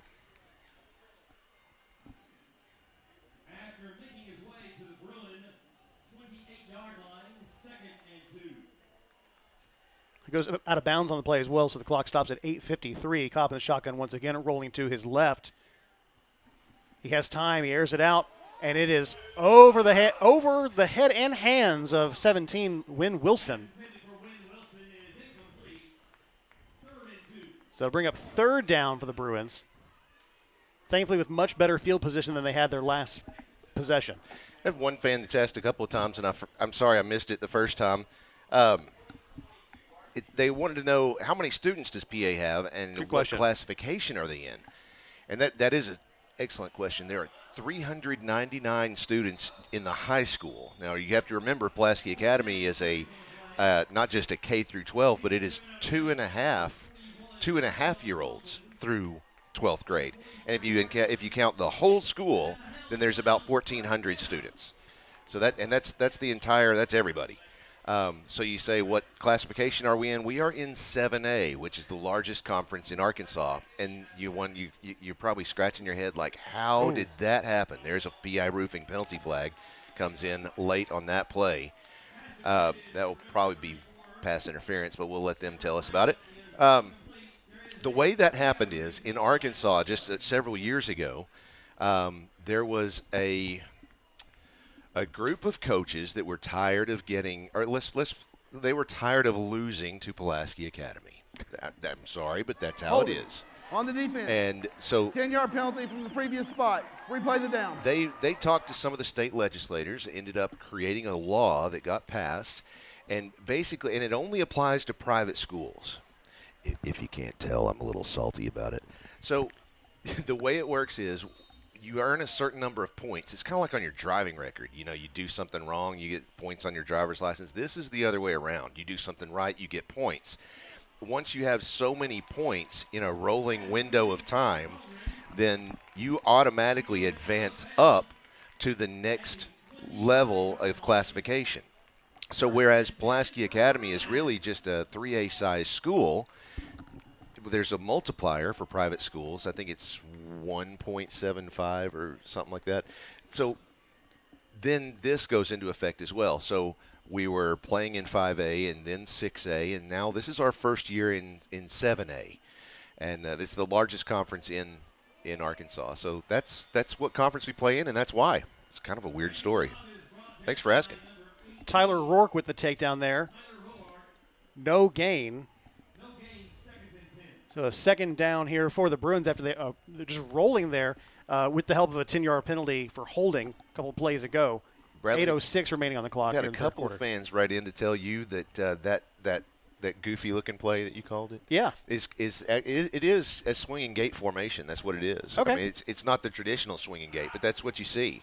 That's what that is. I understand that. I only knew that because I heard Jake say that just a few minutes ago. Thanks, Jake. Does that make it a normal play? That's not a regular play. Correct. Not like one that you see often. So I'm not wrong. Got it. One of the Rebels is down on the field. Hopefully it's just a cramp. I don't want anybody to walk out of here with a severe injury or anything. No. Never want that. Got to remember, it's just a game. It's a game that people play because they love it and it's fun and it helps you to be more athletic and it's just kids. Just kids out here having a great time. No need to, some people get a little bit too much into it. Back to the question of why is PA in 7A when they're a 3A size? It's definitely not something special to Arkansas, at least. giving some sort of multiplier to Yes. the population for that private I schools. expect, yeah. I mean, in Tennessee, there were some private schools in Jackson that were 2A size playing in 4A and stuff. I don't think Tennessee, or I don't know of any other states that have that point system though. So I don't know if that part is special to Arkansas, but if anything, that's just hey, look how good we are. Instead of just being, hey, look, we're playing above our weight here a little bit. If that passes, there was nobody there. that may have been intended for Will Manning, who's the closest blue shirt nearby. Yeah. That brings up 4th and 13 for the Bruins here on the 28-yard line in Rebel territory. See, and personally, I wish they would just apply it to everyone. Make the entire all of football be done like professional soccer. So is the point system done sport by sport? Yes. Okay, so football is 7A, That's but not right. everything else is. That Got it. that it doesn't have to be no. Yeah, it's weird. It's even so weird. You could have a basketball team, a boys basketball team in one conference, and a girls team in another. See, that just seems logistically ridiculous. Whatever. Yeah. Cobb to his right overthrows a little bit, and there there's some more comes the throwing. flag. There was quite a bit of contact there. That is a PI roofing penalty flag. So that's a second big penalty against the Rebels here in the second half.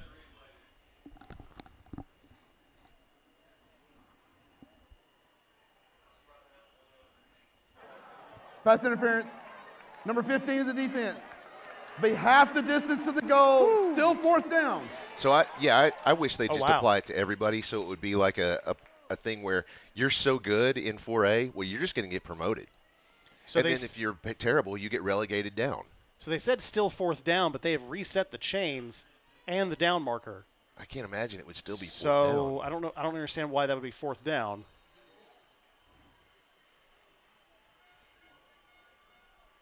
Somebody has an air horn.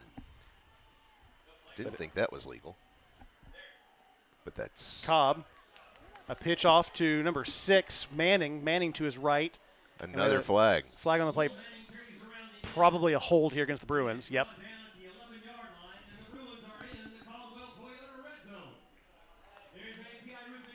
They're coming back. Holding. Number 76 of the offense. 10 yards from the previous spot. Replay 1st down. So it is 1st down. Bo Miller is cheering on the Bruins, as are DC and Lonnie. They say go Bruins.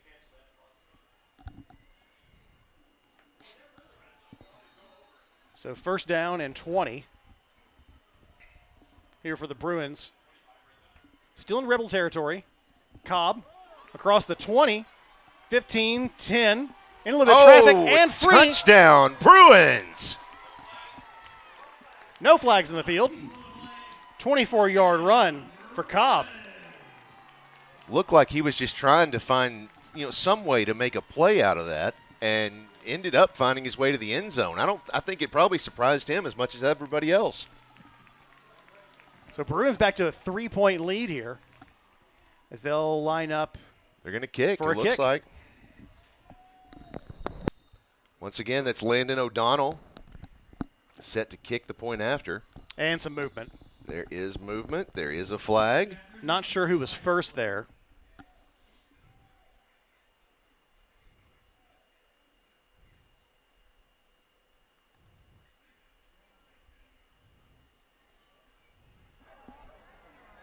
Dead ball. Encroachment by the defense. Half the distance. Replay the try. Cobb is asking to go for 2 now. Yeah. Standing next to Coach Luke said, hey, we're closer now. Can we please go for 2 points, please? He says no. Yeah. We're going to kick it. Can't fault him for trying. O'Donnell stays out there. Snap. Hold is good. The kick is up. The kick is good. Bruins now lead 37-34. 38-34, excuse me. 38-34 with 7 minutes, 21 seconds left in the third quarter. Personal foul. Roughing the snapper. On the defense. Be a 15-yard penalty assessed on the kickoff. Wow. So now the Rebels definitely have to play this onside kick properly, because otherwise they give the Bruins the ball back with fantastic field position. Instead of just on the 15 and give it to him on the 35. Sorry, that's 15, the 50. I can't speak tonight, and that's not great for a broadcast situation. Oh, that's Goodness. funny. Is it, though? It is. It Yeah, is you're for right. me. For you, it's hilarious. Yeah, because you're half the time you're the one walking in the booth on the other side of the river, and you're like, Josh, you okay? You okay? You okay, Josh? Do you really want to go into that story time, Josh? Because we can do that. I don't even remember what was going on that night. Which night? I don't know. Exactly. Oh, yeah, that happens all the time. Yeah. So we got to let people in on this. Do we? Yeah, we're sitting here talking about it and alluding to it all night. Bradley, what's your job over there? That's a great question. Director of Marketing Director for your of Marketing Arkansas Travelers. For the minor league, the AA minor league affiliate of the Seattle Mariners. And I work for him over there as wow, public what a address play announcer. as 18. Nice. Gets that one right across the He did. 35-yard line. That was Max Conine, a perfectly played onside kick as they mark him down to the 34-yard line in Rebel territory. Huge penalty. Fun. Yeah, so I'm Josh's boss. Right. Like 50 nights a year. Sure. Maybe more, Yeah, depending on that's the about schedule. Right. Yeah. And then about, 10, however many games you make over here, If that. I'm Bradley's boss. Yeah, about to say. Christina Okay. just chimed in our headsets over here and said, no, y'all shut up. I'm both y'all's bosses. Yeah, the person with the mute buttons over there is the real boss. That's the one. I know who boss is. Kalani is supporting all the Bruins all the way from Zimbabwe. Wow. So 7:18 on the clock here in the third quarter. Bruins get the ball back on the Rebel 34. Cobb with the keeper. Wide open spaces through the middle of the field. Slides down to the 23-yard line. Good for 11 yards and a Hounds Lounge first down. Visit them online at houndslounge.com.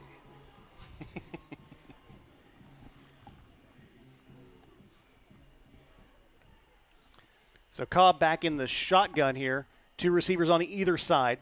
On the near hash mark, Bruins going left to right across your, I used to say radio dial, geez. Cobb to his left, another keeper down across the 15-yard line into a mess of Rebels. You're really Gonna be aging close to a yourself first down. by saying radio dial Okay, so in here's the first thing. place. So here's the thing.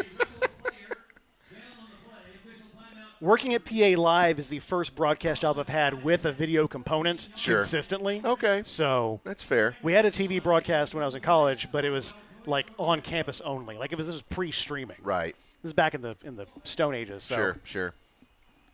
We had a timeout here. We did have an injury timeout, but he is on his feet and walking off the field, so that's always a good sign. I think it was just a cramp. Get him a bag of chips, maybe some pickle juice. When are you going to get a potato chip sponsor for injuries? Oh, that's brilliant. I know, right? Yeah. That's why I'm director of marketing for a minor league baseball team. One fan says, go Parker Todd. We love you from your family in West Monroe and Crowville. Gain of 9 on that last play, 2nd and 1 inside the 15-yard line, right on the 14. Cobb in the shotgun. Tighter formation than normal, and we have a flag in the backfield on the Rebel side. Part of the snap. Illegal substitution against the defense. 12 Wow. men on the field. 5-yard penalty. I feel like that's a Penalty PI will roofing. result in a first down. It's a PI roofing penalty flag that a lot of people on this side of the stadium have been calling for a good chunk of the night. I've been hearing a lot of, hey, 12 guys. Probably a good thing we don't have a crowd mic, right? We do have a crowd mic. Oh, we do? Yeah. It's probably a good thing it's not much louder. Maybe I just can't hear. Hey, a touchdown. That is, in fact, a touchdown for the Bruins. That is, once again, William Sabota. A 9-yard carry. 6 minutes, 7 seconds left in the third quarter. Bruins now leading by 10. It's the biggest lead they've had all night.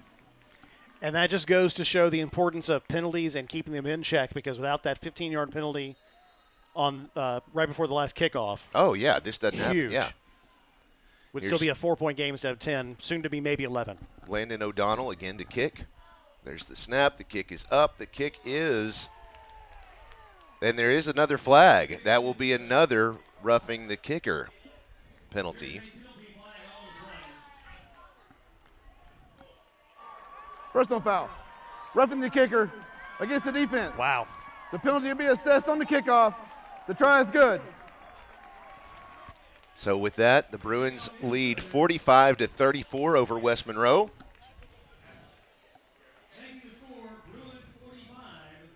.607 remaining here in the third quarter.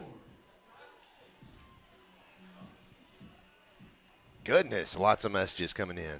Trying to sort them out real quick. Let's see. I was going to ask if you had like a scoreboard update or something from around the area, but this is clearly more important. It is. We've got no point systems in Louisiana, all based off of enrollment. Was Pulaski's current coach on? It's so weird to hear our school called Pulaski. I told the folks in Mississippi this last week because they said something about Pulaski, and I was like, wait, who are you talking about? Because we never say that, because that could apply to like 6 different schools down here. True. Because that's our county. That's the county that we're in is Pulaski County. And so anyway, we always call it either Pulaski Academy or just PA. Anyway, sorry, a little tangent there. They wanted to know if the current coach was on his staff. Yes, our head coach was, as was all of them except for one that was just hired this year. Nearly identical play, and that one is taken by 35 of the Bruins. That's KJ Colon. Got it back to back. Wow. Now I'm going to hit you with a quick stat. Once the Bruins, and I'm going to get these completely wrong. I've got to write them down at some point. But once the Bruins have one onside kick that they recover, I think it's 82% of the times they end up winning that game. If they get 2 in a game, then they're at 95, I think is the magic number. 95% of the time they win the game. And this goes back like 14 years. Well, and this is huge because for the second straight drive, they are starting on the opposing 34-yard line after an onside kick, which is massive, and that just further helps with the point swing, that numbers game that you talk about, as Cobb in the shotgun, fake the handoff and keep it to his right, nearly slung down in the backfield, but escapes back to his left. Wow. Across the 35-30, and finally brought down to the 27-yard line. Whoa. Another flag here in the backfield. Goodness. Coming way from the far right corner. He was nearly brought down by Jacob Davis here on the near sideline. Yeah, and 34 for the Rebels is kind of hopping off the field. Shepard Brown. Jaden Neck. Excuse me, thank you. Jaden Neck, thank you. He hopped up off the ground and didn't realize it, but he had a cramp, it seems like, in the bottom of his foot. And so he had to hop off, and he's getting some help. Holding. Number 7 of the offense. Yeah. 10 yards from the spot of the foul. Still first down. So that'll bring up 1st and 20. Oh, from the spot of the foul. No, yeah. It's 15. 15. Yeah, 1st and 15. Yeah, because they were 5 yards into that. Looks like Cobb has 3 receivers on the right, 1 on the left. He rolls to the right side, looking downfield. Under pressure, he's going to sling it downfield and into the student section, and it is caught by one of the village people. So we haven't talked about the student section at all tonight. They have like we haven't. We have like a construction-themed rave down here or something. I should have asked, but it looks like it's neon is the theme for the night. We're gonna go. Well, there's a lot of construction gear. There's a lot of safety gear, safety vests. A lot of reflective tape. And I see some helmets too. Yeah, so maybe it is construction. They're paving a freeway in Barbie Land or something. Like it's incredible. 2 receivers left, 2 right, spread out across the field. Cobb from the shotgun. He gives us a quick shovel pass. Thank you. Spit out the word. That's Javion Walker with the carry. He makes it up to the 25-yard line. Let's see if that'll move the chains. I don't think it will. I think he's about a yard shy. Let's see where they spot it. They're going to spot it just shy. I mean, like inches. less than a yard. Yeah, inches away. That's index card territory if there was an NFL game. 3rd and inches. Twins on either side. Cobb once again in the shotgun. There's the snap. Another handoff to Walker. Runs to the right side of the field, up to the 25, across the 20, and he steps out of bounds just enough to pick up the Hounds Lounge first down, placing the Bruins in the Caldwell Toyota red zone. 5:16 left here in the third quarter. 11-point game, PA with the 45-34 lead.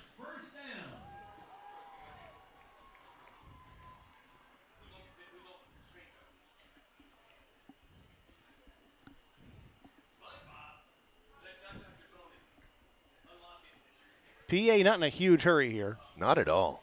7 seconds on the play clock. 5, 4, 3, 2, 1. There's the flag. That was inevitable. First snap. Delay of game. Number 2 of the offense. 5-yard penalty. Still first down. I don't think I've ever heard a referee assign blame for a delay of game penalty to a specific player. I've heard, yeah. It's not often, but. Maybe I should pay attention. 1st and 15. Back out of the red zone now. Right. Put your right foot in, put your right foot. No. Called the hokey pokey offense here. 3 receivers on the left side, 1 on the right, 1 man in the backfield on his left side. There is a flag that comes in after the snap. Prior to snap. False start on the offense. 5-yard penalty. Still first down. So 1st and 20 now for the Bruins. And I'm sure if we had a sideline reporter to talk to Coach Lucas either at halftime or after this game, it's going to be made a lot of unforced errors, a lot of penalties we didn't need to. As here we have a handoff to Walker and another flag. This one may be on the Rebels as they were moving a lot of men around just then. Prior snap. Illegal substitution on the defense. Yep, too many men. 5-yard penalty. Still first down. So 1st and 15. Football's weird. It is, and the question came in was, are there different rules for substitution across state lines? But probably not. Don't believe so. Now there is an official timeout. I mean, they were shuttling guys on and off as the ball was snapped, so you can't do that. Right. Their coaches probably are the ones that are asking for clarification. You look there on the field over there on the far side.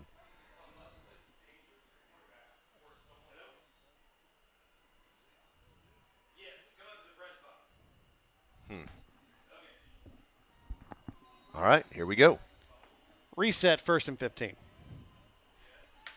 4th time's the charm, right? Right, I hope so. There's the snap. Quick handoff to Javion Walker. Turns upfield. He is stopped after only about a 2 or 3 yard gain. Under 5 minutes to go here in the third quarter. He's brought down the 23-yard line, 2nd and 12. And another injury, it looks like. Another fan writes in, thank you for the explanation of why we're in 7A. And thank y'all for being such great broadcasters, too. Y'all are top-notch, and this is coming from a West Monroe fan. Oh, now a PA fan, too. I love that. Thank you. There you go.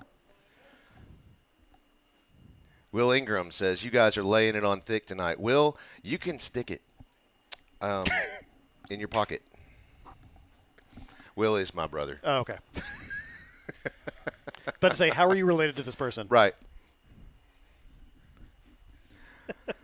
Oh. Love you, old man. We need to have lunch. How far away is he from Homer's Stable? Like 7 miles, maybe. Perfect. I know where you should go then. Yeah, we should go to Homer's. Yeah. Unless they have sandwiches at Henson Loop or something that you can. Right. They have a popcorn machine there or something? They may have. All the best ones do. Yeah, I know they have coffee. Oh, they're even better. See, what other sponsors might have food? The Hounds Lounge, but you don't want to eat it. Well, they might have peanut butter. They do have peanut butter. There you go. Yeah, your pup can have a peanut butter Kong when he goes to sleep at night. Oh, this is ridiculous. They're frozen. They're frozen. It's still the third quarter, folks. Yeah. Welcome to our podcast. 4 minutes, 46 seconds left in the third quarter. Second down and 12 for the Bruins, and now they change everything. Big shift by the Bruins. And someone blew a whistle. What is happening? No, well, that's what everybody's wondering is who blew the whistle and why. You know, the shift of the formation was kind of part of their play, I guess. Now they're just going to start the play clock again. So Bruins get a fresh 40 on what is the longest series of downs. We're still in the second one. Cobb in the shotgun, handoff to Walker, a pitch back to number 2. Oh, that's Cobb, sorry. Whoa! End zone, touchdown. No flags. Catch in the back of the end zone, that is William Sabota. Number 7. That's Greathouse. Oh, Mason Greathouse, thank you. One number off, he's 8.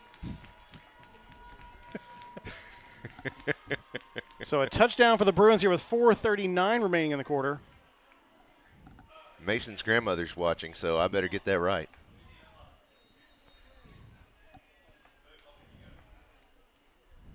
Bruins now with 3 unanswered. Is that right? 3 unanswered touchdowns here in the second half. And there was no pressure on the kicker that time from the Rebels, and that's with good reason. Yeah, so after 52 to 34. 2 roughing the kicker calls. That's gonna cause your defense to kind of pump the brakes a little bit. So yeah, a quick recap of this quarter. West Monroe started with the ball, punted after their first series. PA returned the favor from the middle of their own end zone almost. West Monroe took over on the PA 43, and after 38 seconds, had a touchdown run by number 8, Miles. That's, what's his name? I'm sorry? Oh, Miles? Yeah. Ronaldrick. So a touchdown run by Booby Miles at 9 minutes left in the quarter made it 34 to 31 Rebels after the PAT. And since then, the Bruins have rattled off 3 touchdowns, including 2 that were set up by recovered onside kicks after big penalties on the PAT. So a lot of unforced errors by the Rebels have contributed to a 52 to 34 deficit for West Monroe here in the third quarter. Here's Landon O'Donnell to kick, and you'll notice that ball is kind of reclined a little bit. It's not the same. Oh, a nice high bounce, and the Bruins have a third, count them 3, onside kicks. That was Max Conine again, right at the 50-yard line. He picked that ball up at its apex, now, right in midfield. That is exactly what you're looking for in a great onside kick. You'll see it went end over end until right before it went 10 yards, and that's when it takes that massive leap in the air. And you've got to have a kicker who knows exactly how to do that to get it to hit that bounce exactly when you need it. Then that's when you got somebody like Max who comes in. He knows exactly how high it's going to be, what the angle of it is, and is prepared to grab it. So 3 straight onside kicks recovered by the Bruins. Impressive. Does PA offer scholarships? I don't think so. And definitely not if you play athletics. So is this what you talked about on the West Monroe broadcast pregame? It's like, by the way, we're going to kick onside a lot. Well, I just said expect, all kinds of things that you don't typically see, like onside kicks, going for it on 4th down. We don't even count third down conversions. We're looking for 4th down conversions because we use all 4 downs. We talked about onside kicks, 4th down. We talked about typically we don't. We hardly ever punt. I mean, it happens, but it's pretty rare, and we very rarely field punts. Twins on either end of the formation, out wide, 1 man in the backfield. It's going to be Charlie Contros back there. He has the carry, and there comes a flag after the play. A little bit of extracurricular activity. So gain of 1 before the flag. We are a what school? Malone School. Okay, so I'm told to tell you all that we are a Malone school, and we do offer scholarships for need-based. Help me out. Dead ball. Need-based Personal foul. academic scholarships. Unnecessary roughness, number There you go. 70. It's a 10 Plus, we have yards the from the Learn end of the Sack here run. in Arkansas that you can use to. Basically, it's a school voucher type program. So that might better answer your question. Does PA take vouchers? Yes. Yes, they do. So a 15-yard penalty at the end of that run brings up 3rd and a mile for the Bruins.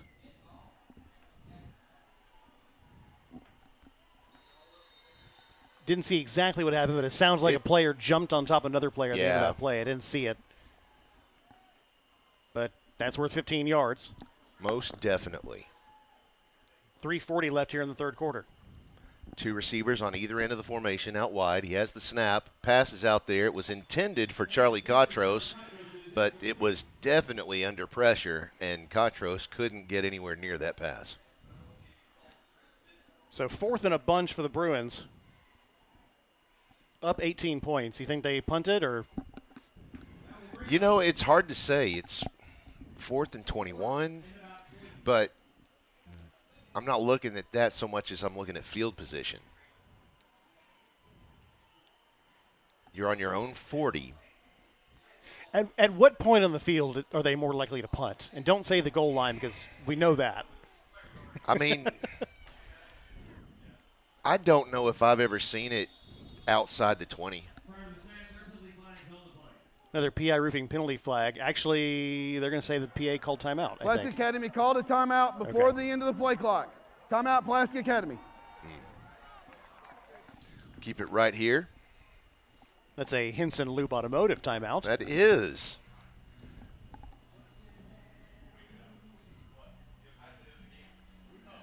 Yeah, one of the other things that people typically will ask is, how long have the kids been here? You know, when you look at this and you start talking about, you know, where your players coming from and whatnot. And what's great is just this year I had the forethought to ask all of our players, hey, when did you start at PA? And I've got the responses right here. I'm looking for a summary. No, I'm looking for this one.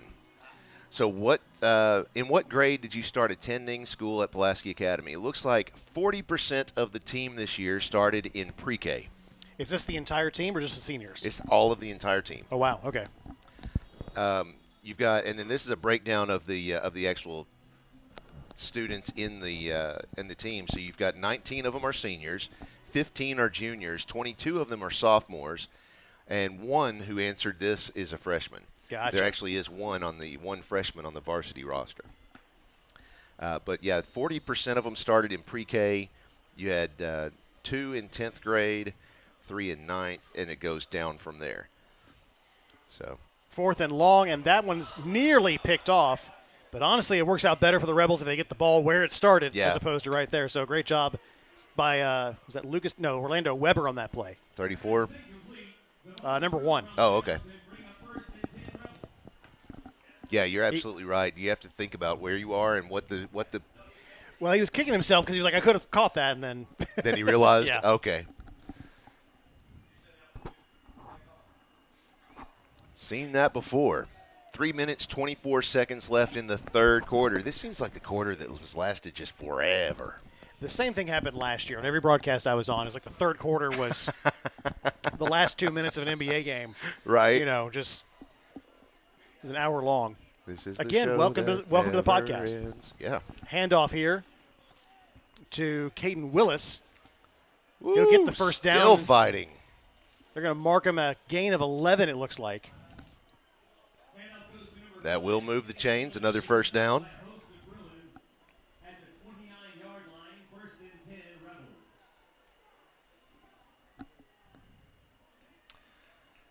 Let's see. You guys are doing a great job as always. The point system is kind of crazy, especially for individual sports. Doesn't exist in Michigan. Go Bruins, Joel in Grand Haven. Willis carries up the middle and is wrapped up by number 55, 2:46 remaining here in the third quarter. Rebels gain of 4 in that last play. Brings up second down and 6. Or a long 5.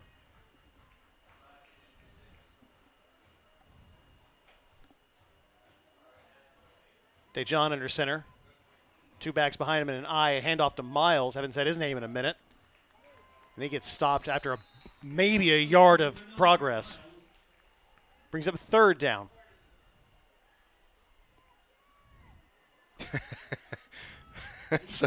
Somebody said, I think I'll pass it eating at the Hounds Lounge. You know, you do what you want. Oh, and one fan says, way to go, Travs. Please bring home the Texas League Championship. All right, fine. We're talking baseball. You take over this game. I'll go fine. Let's see how the Travs are doing right now. I'm surprised you don't have it over on your phone. And number 8 with the carry. He's still on his feet across the 10, trying to push his way up to the 5. Look at him go. Booby Miles. It feels so weird. Down to the 6-yard line, brings up first and goal for the Rebels. I'll give you the Travs update between possessions. How about that? All right, that works. Miles in the tailback slot. There's the snap. Straight up the middle. Hand off to Ponte on that play. Gain of, we'll call it 2, maybe the 3.5-yard line there. Second down and goal. 1 minute, 9 seconds and counting in the third quarter. Bruins lead 52-34 over West Monroe. Under center, there's the snap. Quick handoff over the formation. Might have gained some inches. Under a minute left in the quarter. He's stopped by Peyton Adams. Just outside the 2-yard line. Third and goal.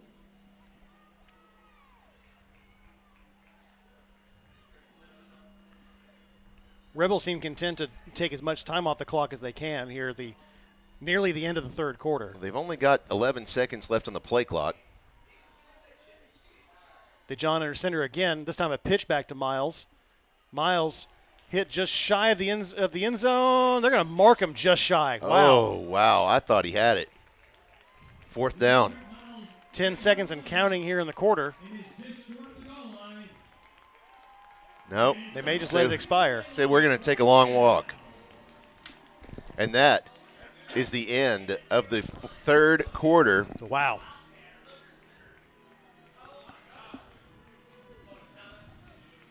Goodness gracious. All right, catch us up on the Travs. I'm curious now. Okay, so for those who don't know, and I'll go ahead and bring everyone up to date. So the Travelers, double A affiliate of the Seattle Mariners, had a really good season this year. Came a half game from winning the first half of the season. So minor league baseball, or most levels of minor league baseball, they split the season in half. You have a first half champion in each division, a second half champion. Those two play each other in the playoffs in the division series, of a best of 3 series, and then the winners of both those go to the championship round. Anyway, Travs were a half game from winning the first half. They have not yet won the second half, but because of the way it all goes, if the same team wins both the first and second half, the second place team goes to the playoffs. That was way too much. Anyway, the Travs qualified for the playoffs last weekend. They're currently on the road in Springdale playing the Northwest Arkansas Naturals. And we play a playoff home game against the Springfield Cardinals next Tuesday at 6:35 at Dickey Stevens Park in North Little Rock. Mouth, slow down. Anyway, Travs home game next Tuesday. On the road for games 2 and 3 in Springfield. If they win the series, they'll play the next week on Tuesday and Wednesday at home. So for those who like baseball and are in the area, come support your Travs. Heck yeah. Is that my time? That's my time. That's it. Cool. Here I'll we have go. it better written out next time. Right. Hey. And, I think he got it that time. Let's see. They're marking it awful. Don't see any arms raised. I saw one arm. Oh yeah, he's got it. Wow. That's it. Woo! They had to dig out to the bottom of that scrum to find it. Touchdown, Rebels. Was that Miles, number 8? Honestly, your guess is as good as anybody. We'll say it's Miles. I like it. So 4 seconds into the fourth quarter. It's back to a 12-point game. Setting up the swinging gate once again. Now they're going to kick. Looks. It was Hunter Fox out to kick. Wow. It is up. Whoa, big high kick goes right over the building. So now the Bruins lead by 11 once again.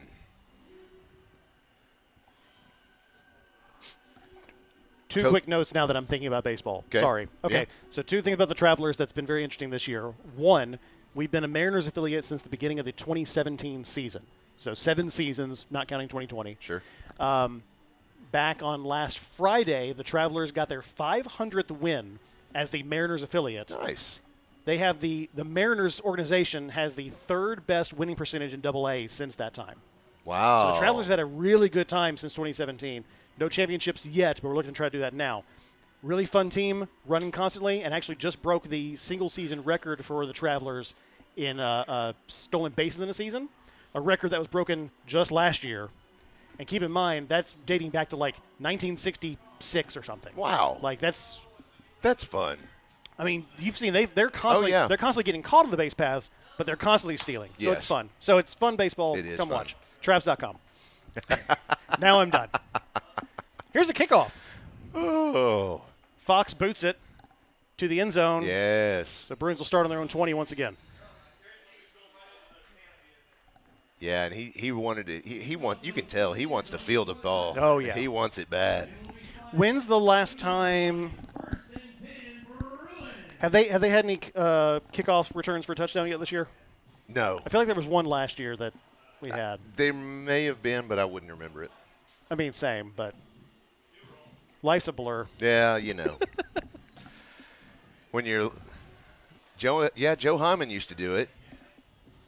Somebody just asked, "It's how funny is this? Can y'all give an update on Joe Hyman from the 2020 or maybe 21 team? I know he went to Northwestern, but just wondering how he's doing." It's a great question. I don't have a clue. Maybe, Yeah, let's call him up. Maybe Joe's watching. I might have his number. I can text him. Hey, how you doing? Cobb in the shotgun takes it himself to the right-hand side, gain of 5.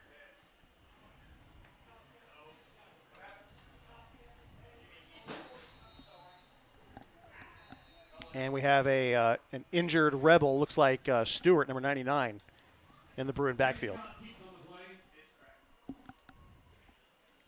Okay, well, I literally just texted him. So just said, "Hey, got fans asking how you're doing and what you're up to." Let's see if he replies. He's probably going to reply with, "New phone, who dis?" I hope he does. I hope he's listening, and he heard they just got a text message. Yeah. Yeah, he's just got a good cramp going there, which hurts, of course, but it's not quite as warm as it normally would be this time of year. 67 degrees right now. Should be a little warmer here in the Little Rock area. High of 81 tomorrow for those who. Yeah, I could go without that. I wish it was 70 again. Today was beautiful. Cobb in the shotgun. He has 2 receivers left and 2 right. 1 man on his left side. 11:38 left in the game. Pass immediately to the left. That is complete to Javion Walker. Makes his way. I think he slid before he reached out of bounds, which is what he was trying to do. Just to burn some time, it looks like, after a 4-yard gain maybe.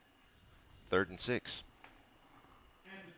Oh, he barely got back up to the line of scrimmage. Oh, did he? Okay. Yeah.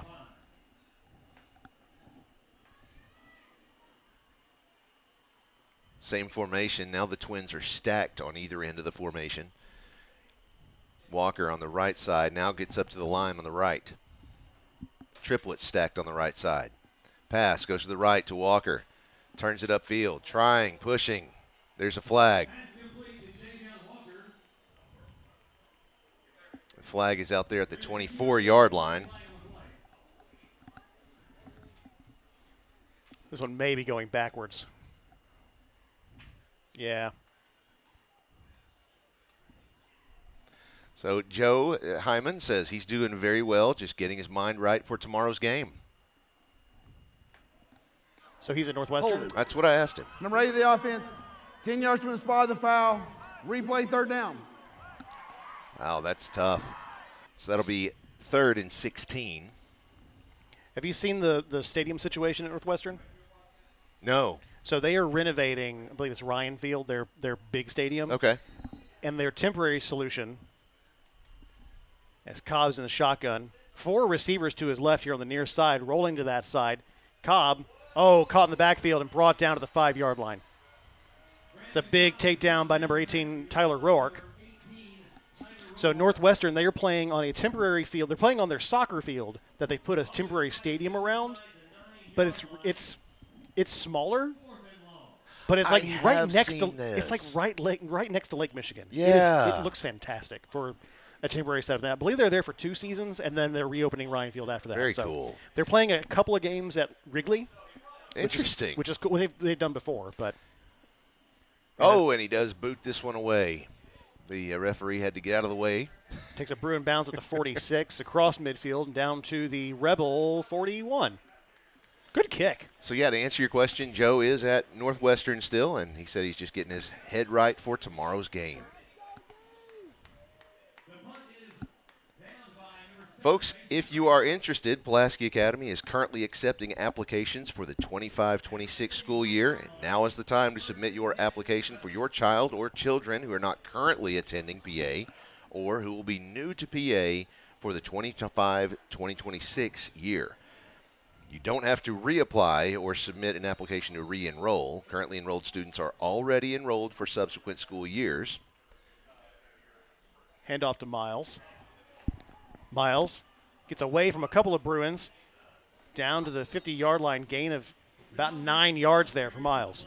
If you're interested in finding that application or learning more, just visit the website, PulaskiAcademy.org.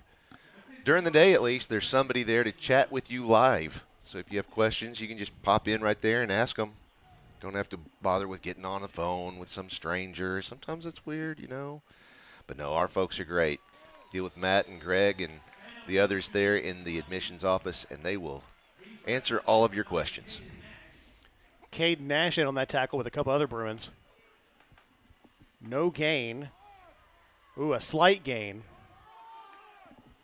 Are they going to mark that a first down? It's close. They're going to run the chains in. Yes, they are.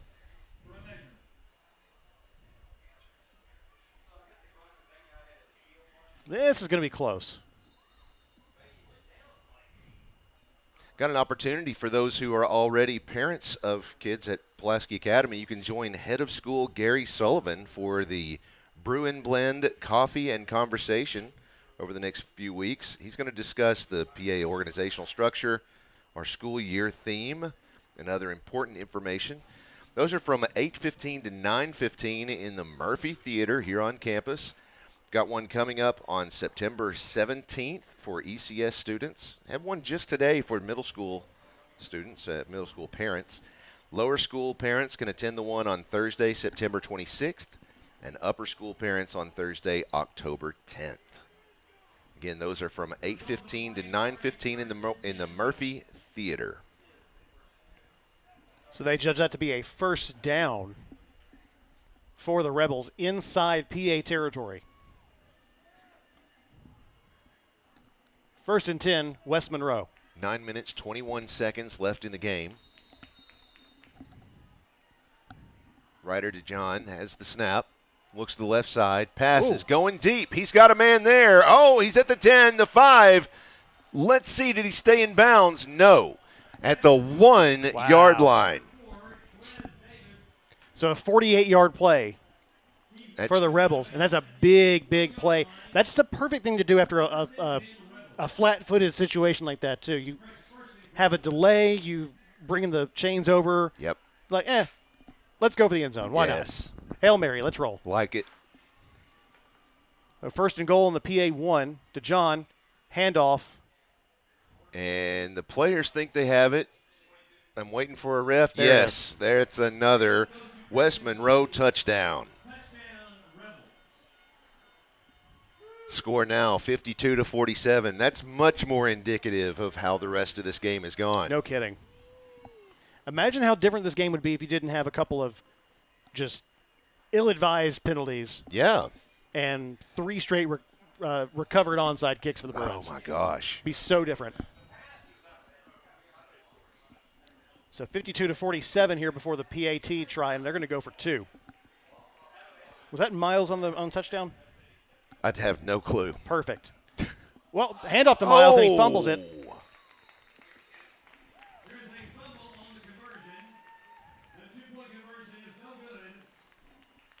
Goodness. So remains 52-47. Bruins have a 5-point lead. There's just under 9 minutes left in this game. Anything could happen. If I were coaching the Rebels, you know what I do? What? Onside kick. Ooh. Haven't done that yet. You know, but here's the problem. Here's the problem with that is I've seen it over the years. People will try to play PA like PA. True. And when you do that, the problem is you don't practice like PA. That's true. And so if you don't spend as much time as they do on onside kicks, on fielding them, on kicking them, you know, all of the nuances of it, then a lot of times it ends up just biting them. Here's a question. PA has like a dozen or so different variations on an onside kick when they're the kicking team. How much practice is there for fielding an onside kick as the receiving team? You got to think about it. Just as much? Somebody at practice has to field that kick. That's true. So if they practice it that much kicking it, well, they got to practice that much receiving. That's true. It's a good point. And they'll boot it. Nice. Another one back into the end zone. Coming up soon. Dun, dun, dun. It's Clue by Sandy Rustin. It's an original musical with music composed by Michael Holland. This will be at the Connor Performing Arts Center on campus on September 28th, 29th. You have it on the 28th at 7 p.m., on the 29th at 2 p.m. Tickets are $8 for students and $10 for adults. It's Clue. For more information, visit PulaskiAcademy.org/fallplay. 3 receivers left, 2 to the right. He's going to go to Walker on the left side. Almost loses his footing. Ooh. Takes a lick right there at the 15. So a loss of 4 as they'll mark it at the 16. Loss of 4 on that screen pass. So Clue the musical. Yes. Very interesting. Well, I assume I'm sorry. I shouldn't say it's musical. It says original music composed by. But Clue a stage play. Clue. No, the fall play is not a musical. Thank you. Got it. The spring play will be a musical. The spring play will be the spring musical will be a musical. Well, yeah. Yeah. It'll be in spring, too. Cobb's in the shotgun. 3 wide to his right, looking to his right. Slinging across, nearly intercepted by number 42, Parker Todd. He will want that back all night. He had every bit of that ball. These Rebels have an eye for the ball. Well, yeah. I'm honestly shocked they only had 1 interception. Yeah, you're right. Yeah, that's what the 3rd or 4th one that was just almost there. Man. So Clue the play. If you could take any other board game and turn it into a musical, what would it be? Ooh, a musical? Cobb in the shotgun. Okay, I'll think about that. Going deep. Walker. Oh. Yep, that's going to be pass interference on number 16, Dalton Frantum. Normally I don't guess, but that one I saw. Yeah. Pass interference. Number 15 of the defense. Be a 15-yard penalty. Will result in a first down. So that was Avery Lewis. I feel like he's been called for a couple of those today. But 1st and 10 for the Bruins on their own 31-yard line. I have an answer. Okay, let me hear it. If I could turn a board game into a musical, Settlers of Catan. Okay. Yeah, that tracks for you. Here's a carry by number 5. I'm not Charlie even sure Cotros. what that means. What does that mean, Bradley? I'm just saying that tracks. Gain of 10 on the play. That should be a first down. Are they going to mark it? Yep. Moving the chains for a Hounds Lounge first down. Uh-oh, Katros is down. Christina came in with the Star Wars trivia game. Star Wars Monopoly. Oh, gosh, how long of a play would Monopoly be? How cool would a Star Wars musical be? The correct answer is Ticket to Ride, by the way. 2 receivers left and right. Quick handoff. No, excuse me, play action. Good block there with 76. Cobb's going to keep. Whoa, big hit. Big hit for Cobb. That was courtesy of number 42, Parker Todd. But a great block back here by Tyler Pulley that created the back half of that play. He just wanted to give him something to remember him by. No kidding. But I'll always remember it for the Hounds Lounge first down that we made along the way.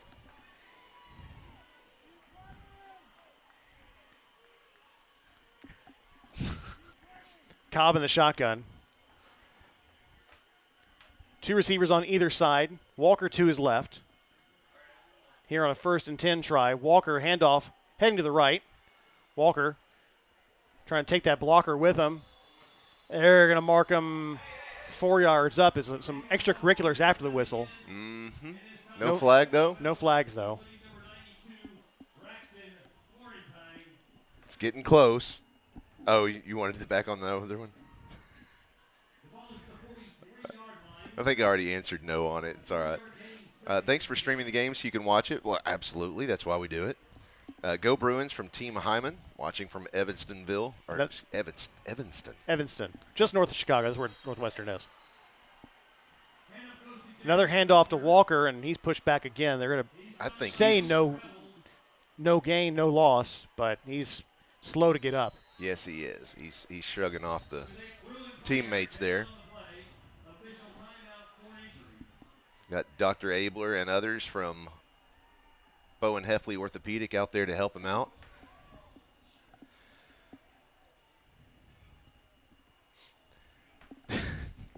This one says, crushing the stream, guys. Temperature's feeling great here in Greasy Grove, Arkansas.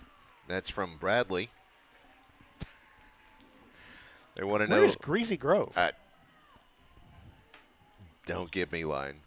How's Mason Schick doing? He went to Arkansas as a walk-on. Last to talk to him, he was expecting playing time this year. Good question. Let's see if he answers. Coming from a former player, Chris Connell. Go Bruins and go Gus Connell, my little brother. Colton Staggs says he's loving this game. These kids have heart. 3rd down, 7 to go for the Bruins. 4 receivers to the near side, 1 to the far side, Cobb's right. In the shotgun. Rolling to his right. Short side of the field. Oh, that's a horse collar all day. Yeah. They're hyped up, but they just gained another penalty here. Goodness. It's a PI roofing penalty flag. Personal foul. Horse collar on the defense. That's a 15-yard penalty. It will result in a first down. Ouch. Yeah, I've lost track of penalties again. But in the second half, this has been the 4th 15-yard penalty from the Rebels. That's going to be the tail of the game for them. No kidding.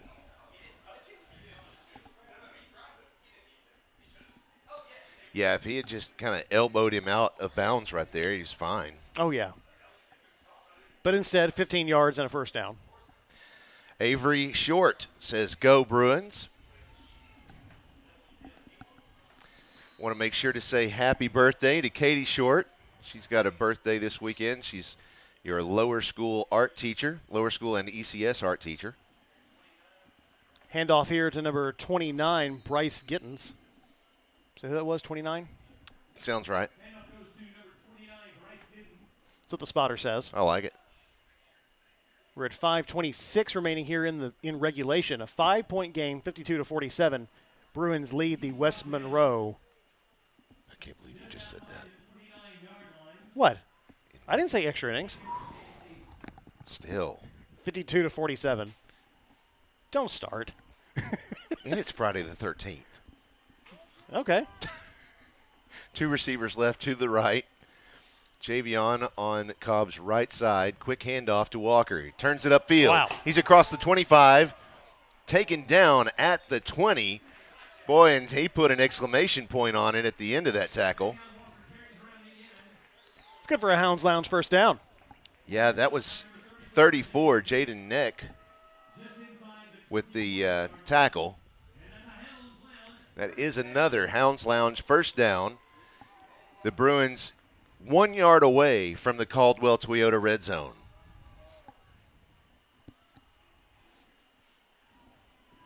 They're staying spread out, but watch them to keep it on the field, on the ground here. There's the snap. Little play action. Cobb's going to keep it. Cobb has an escort there. Yes, he does. He's across the 10, jumps, and is taken out of bounds at about the 7-yard line. Good play. That's another first down. It'll be first and goal. Great play call, too. 4:19 remaining on the clock.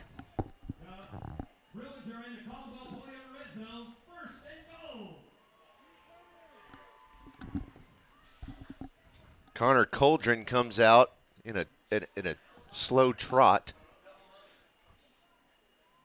I think he's just tired, not injured.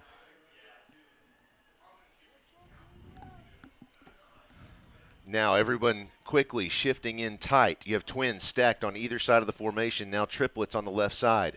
Has the snap. Quick reverse. Carry to the left side of the field. And he takes a dive. Looks like a 1 yard loss on the play. It'll be second and goal. And a timeout taken by West Monroe. Timeout. West Monroe. It's the first charge timeout of the half. Take a look over at Fearless Friday real quick to see if there are some other scores around the state to fill you in on. I can tell you about one interesting score from yesterday. The Sheridan versus, trying to find the exact score there.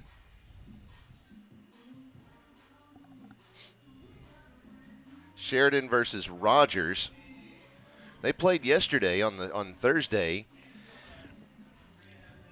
Rogers won that one 43-7. Of course, we're interested in Sheridan's games because that's where our former coach, Coach Kevin Kelly, is now.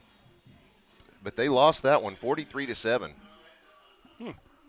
Looking around other scores in 7A. Let's see. Cabot is playing a Louisiana team tonight. Louisiana Ruston. Y'all tell me what you think about Ruston. How do they compare, and how are they pretty good? Ruston leads that one in the fourth quarter 49-10. Is that here or there? It's in Louisiana. In Louisiana. Yep. Cobb in the shotgun once again. 2 receivers left, 2 right. Has the snap. Going to keep this one, pushing it forward. Not going to make any forward progress, it looks like. There's another flag. Wow. And if he didn't make forward progress, well, that penalty flag will.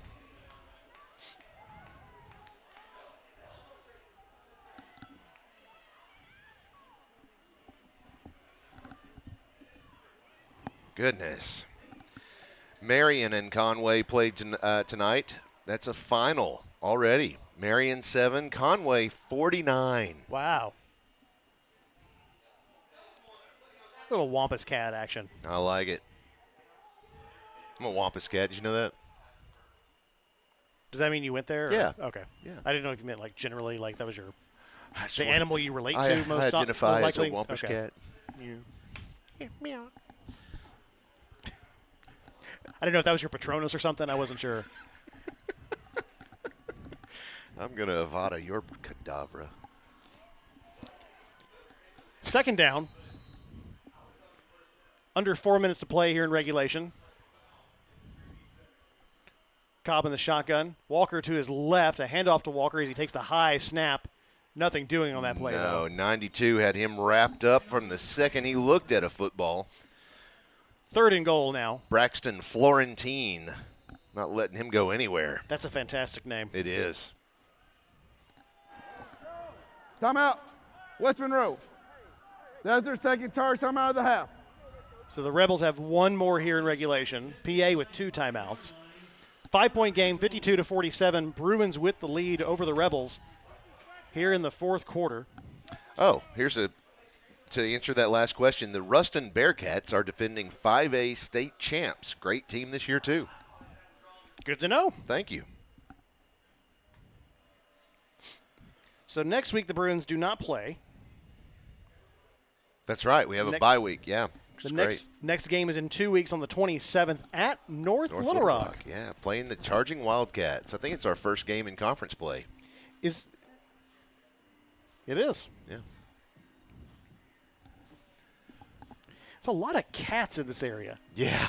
You've got Wampus Cats, Charging Wildcats, Central Tigers. Panthers. Cabot's the Panthers, yeah? Mm-hmm. A lot of felines. Yeah. Third and goal here from the 5. 4 receivers spread out across the field on the left side, a lone receiver on the right. Cobb has an empty backfield. Has the snap, rolling to the left side. Looking, scrambling out of the pocket, throwing it deep into the end zone. Touchdown, Bruins! That is complete to William Sabota. 3 minutes, 30 seconds left in the game. That is a Riley Hayes Roofing touchdown.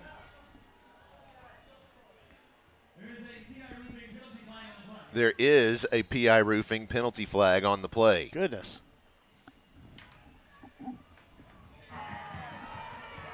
Dead ball. Unsportsmanlike. Number 34. Number 34 is disqualified. Oh. Wow.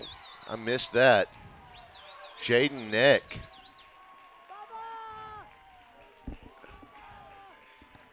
Well, you hate to see that. I missed that one too. But I didn't see what happened, but I mean. He has been disqualified, it says. And now the officials are talking to the PA sideline for some reason. The penalty will be enforced on the kickoff. Yeah, I Gotcha. thought that. I think that's. I Yeah. kind of figured that's what he was asking or relaying to the coaches. So yeah, Jaden Neck has been disqualified from the game.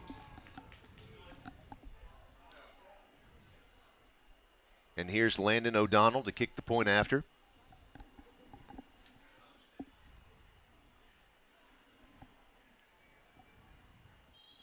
And there is another PI Roofing penalty flag prior to the snap. Prior to the snap. Encroachment by the defense. Half the distance to the goal. Replay the try.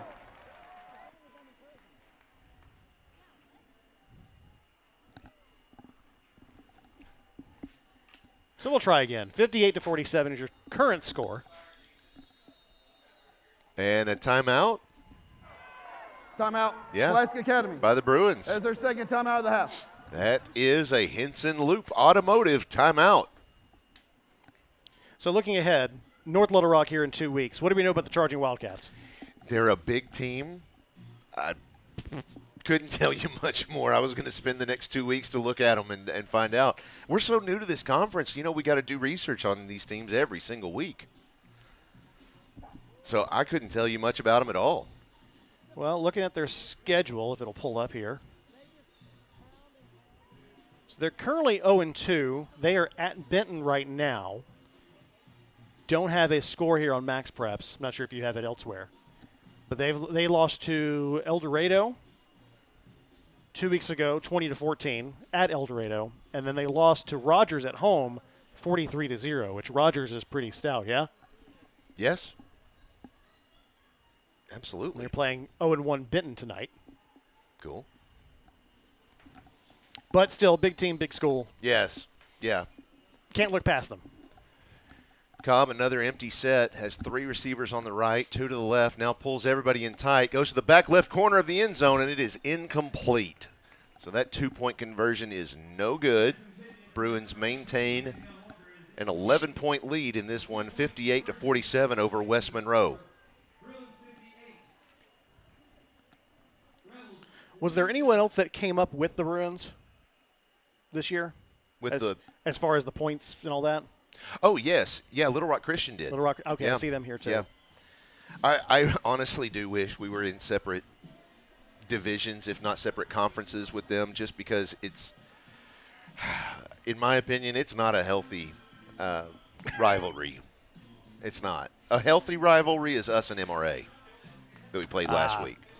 You know, we talk to each other through the year. You know, we're good friends. We hang out, you know, the day before the game. You know, it's a good friendship. Well, it's a totally different dynamic. And I bet with a lot of the students, there's a lot of great friendships there. I know that my son has a lot of great friends over there. It's just, it's uncomfortable at times, I'll tell you. I don't look forward to it. This fan asks, is high school like college? Will the player ejected have to sit out the first half of the next game? I don't remember if that is true. Yes, it is. Okay. Yeah, at least in Arkansas it is. Now, it could be different in Louisiana. Somebody else will have to tell me that one. Maybe one of the dozens of people that have chimed in today on the text line. I'm sorry. Maybe one of the dozens of people from Louisiana who chimed in on the text line can let us know. Yeah, they can let us know. Super useful, by the way. Have the Bruins recovered 4 or more onside kicks in a single game? That's from Steve. He says, go Bruins. I don't know the answer to that. I know, obviously, they had 3 tonight. I think there was a game 2 years ago where we had 4. Yeah, Blake would know. Yeah, you're absolutely right. He might be watching somewhere. Pass incomplete. Second down here for the Rebels on their own 29-yard line. 3:25 remaining in regulation. Rebels taking their time.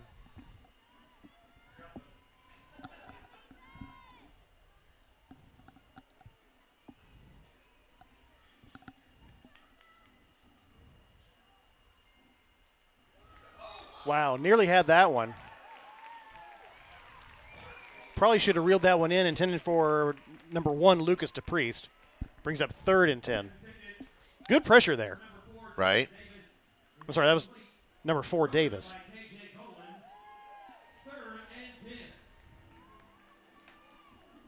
That was KJ breaking it up.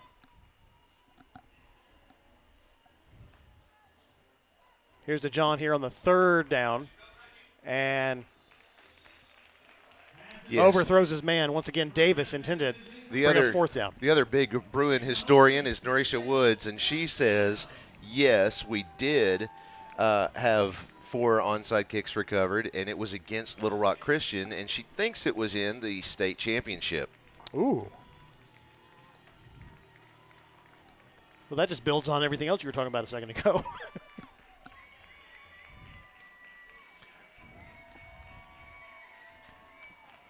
West Monroe here in 4-down territory, at least as far as the spread goes. And we have a flag on the play. We have 2 flags on the play. PI roofing penalty flags. Prior to the snap, false start on the offense. I think there were 2 separate penalties there. There was another official who threw a flag later. Well, and it's way over here on the 30. It's still sitting there. We have a dead ball. Personal foul. Number 55 threw a punch. He is disqualified. Wow. Wow. Number 55, they say threw a punch and is disqualified. That's Hayes Fuqua.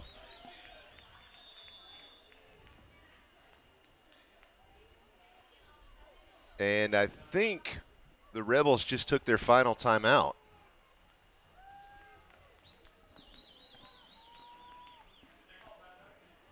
Yeah, here we go. Timeout, West Monroe. That is their final timeout of the game. And it's a Henson Loop Automotive timeout, their final one of the game. Probably, I mean, there's still a lot of time left in this game. 3:13 is not, a short amount of time in a football game. Right. Especially when you have the ball. But probably a good timeout to take, cool down, regroup. You just lost 2 players here in a really short amount of time for, some ill-advised actions. So good timeout to take, even if it's your last one of the game. Oh, my gosh. So Chris Amsler, our public address announcer, hitting them with, why can't we be friends? Oh, you got to laugh because otherwise you just get angry about it. Oh, funny. So 4th down, 28 to go from the 12.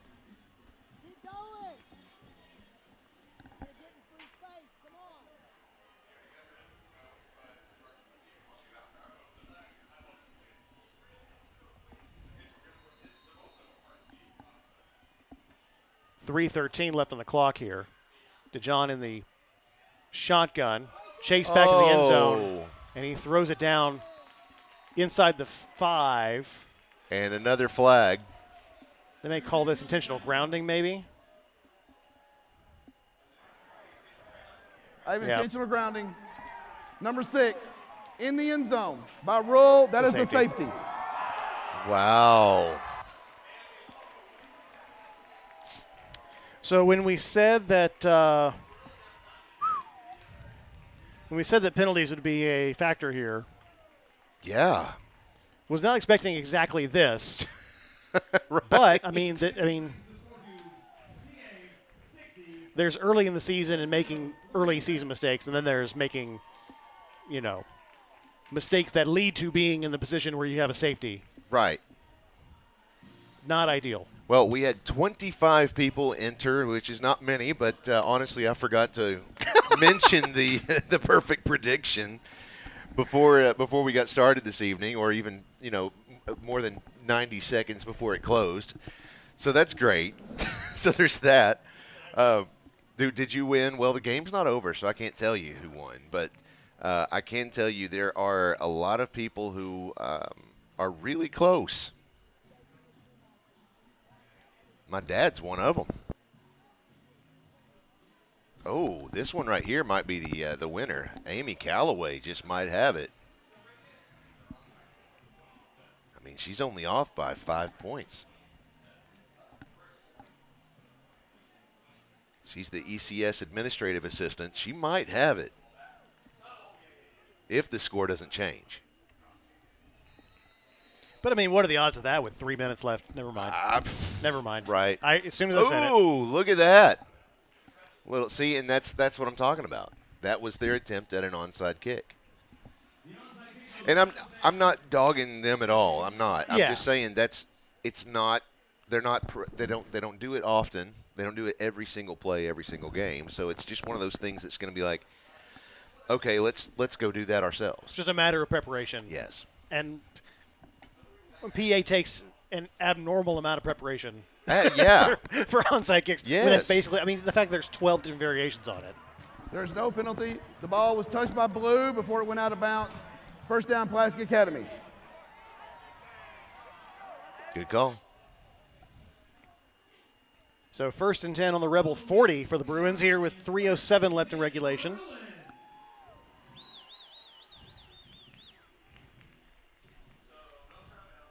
Cobb still in at quarterback. Walker to his left in the shotgun. One receiver wide out to the right, 3 to the left a little closer. Pitch back to Walker, moving to his left across the 35, the 30. He has room. Oh! Stiff arm down the sideline, 10-5, touchdown Bruins. Shut your mouth. I will not. Oh, my gosh. What a run. Great blocking by the Bruins on that left-hand side. And a quick strike here. Just taking 8 seconds off the clock. Wow. Oh, my gosh.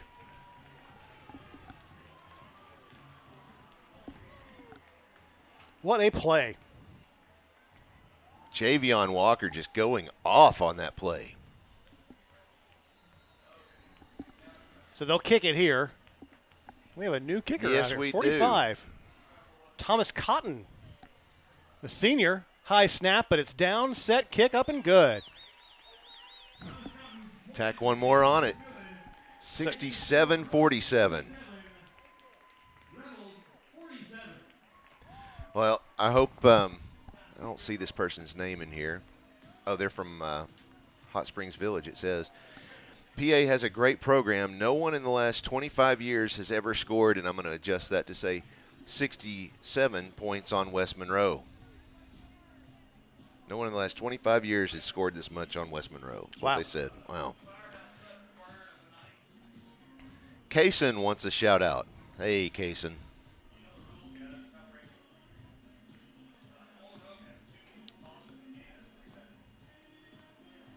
I thought we were watching football, not Rocky. Good point.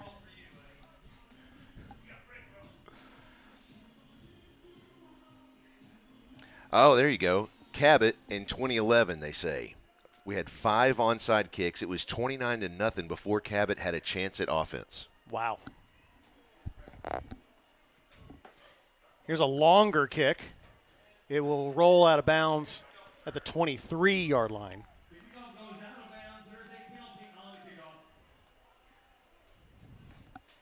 So West Monroe will get a little better field position than their own 23 or kick out of so. bounds. Ball be placed at the 35-yard line. First down, West Monroe.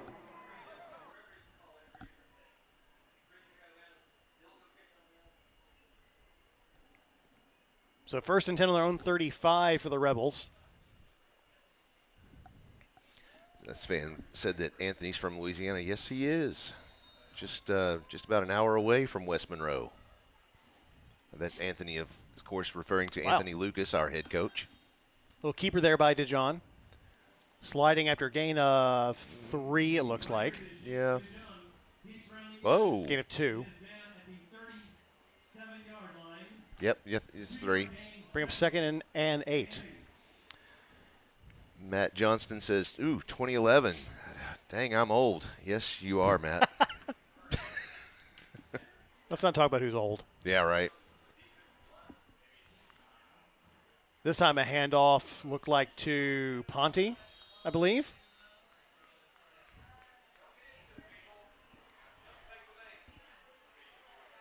Maybe a gain of 1 on that play. Oh, gain of 3 up to the 40. They snuck that one by me. So 3rd and 5 here with approaching the 2-minute mark here in regulation. 67-47 is your score. PA Bruins holding on to the lead here.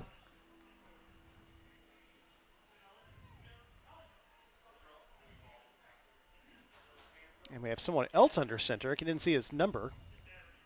Number 12. And bobbled that snap. That was Brady Guillot. Sophomore for the Rebels. Dane Warburton wants to know, what's your prediction for the Arkansas game tomorrow? And by the way, we're loving the broadcast. Dane, how the heck are you? Love to see your smushy face sometime soon. Gosh, what's your thoughts on the Arkansas game tomorrow, Bradley? I think they win tomorrow. UAB is okay, but they're I don't know if this. I have no idea. No clue. Yeah. They should win. Yeah, I think that's what's important, yeah, though, right? 25 points. 25 and a half. That's me. You know, I'll say 24 just to do that. Guillot rolling to his right, intended for Ponte, and he kicked it. Hit him right in the hands. It's an unfortunate spot. So a turnover on downs here. Bruins take over on the 40-yard line. I see the Bruins taking 2 knees here, calling it a game. 55 seconds left in regulation.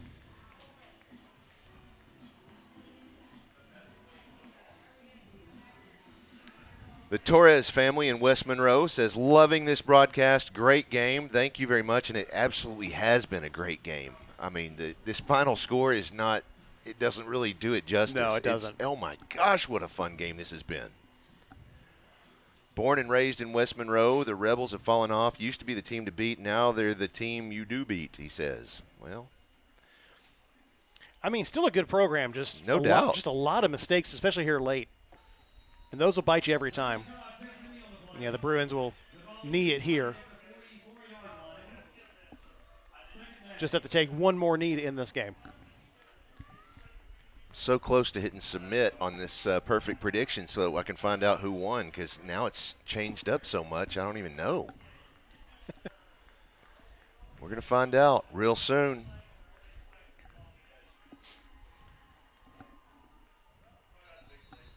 And another knee here with 25 seconds left on the clock. Nope, they don't even need it. Another one after this because they've got 34 seconds on the play clock. That's it. That's your ball game. 67-47, your final score. And that means, Amy Calloway, if you're listening, you actually did win our perfect prediction by Rise Counseling and Diagnostics. You're winning a gift card over to Homer's Kitchen Table. Lucky you. Fun stuff. What a fun game this has been, and I'm looking forward to us driving down to West Monroe next year. You just want some Cajun food, right? Always. Always want some Cajun food. Always. No, this has been a fun game, and up until just the last half of the last quarter, I think it was tight, back and forth. I mean, it wasn't until late in the third quarter that anybody got a lead greater than a single touchdown. Yeah. So just a fun game. Do you want to give us any? Do you have any recap of drives or anything? I know it was kind of hard to keep up. It was moving so fast. It was moving so fast, and that fourth quarter kind of got away from everything. But the fact that it was it was 31-27, it was a 4-point game at halftime. Looked really, really close, and really that third quarter, the two biggest factors in this game were penalties, which kind of got away from the game here late in the fourth quarter, but just the ability of PA to just get the ball back almost at will. Right. The fact they were able to convert get 3 onside kicks in a row. That's just amazing. I mean, law of averages said you're going to win that game. Yes. Yeah. So, it was just fun. I mean, I could break it down, but it's yeah. West Monroe gets those flags under control, and it's a very different game. It's a much different game. Yeah. So, well, I think that's it for us tonight. Well, I'm not sure that we have much else going, so we're just going to go ahead and tell everybody we've got, like I said, we've got an off week next week, so feel free to watch another broadcast, but only next week. Only then. You got to come back. Yeah. We'll be back here in 2 weeks to bring you Pulaski Academy at North Little Rock. So be sure to hit subscribe, and feel free, if you're those of you from Louisiana, you want to catch up with us. Nothing says you have to watch Friday Night Football on Friday night. Watch West Monroe's game, and then once they're done Saturday, you can turn on PA's game and watch what happened with us. Yeah. Love to keep up with you guys too. So can't wait to meet all of you next year. In the meantime, thanks for watching. Thanks for joining us. Good luck, good night, and 73.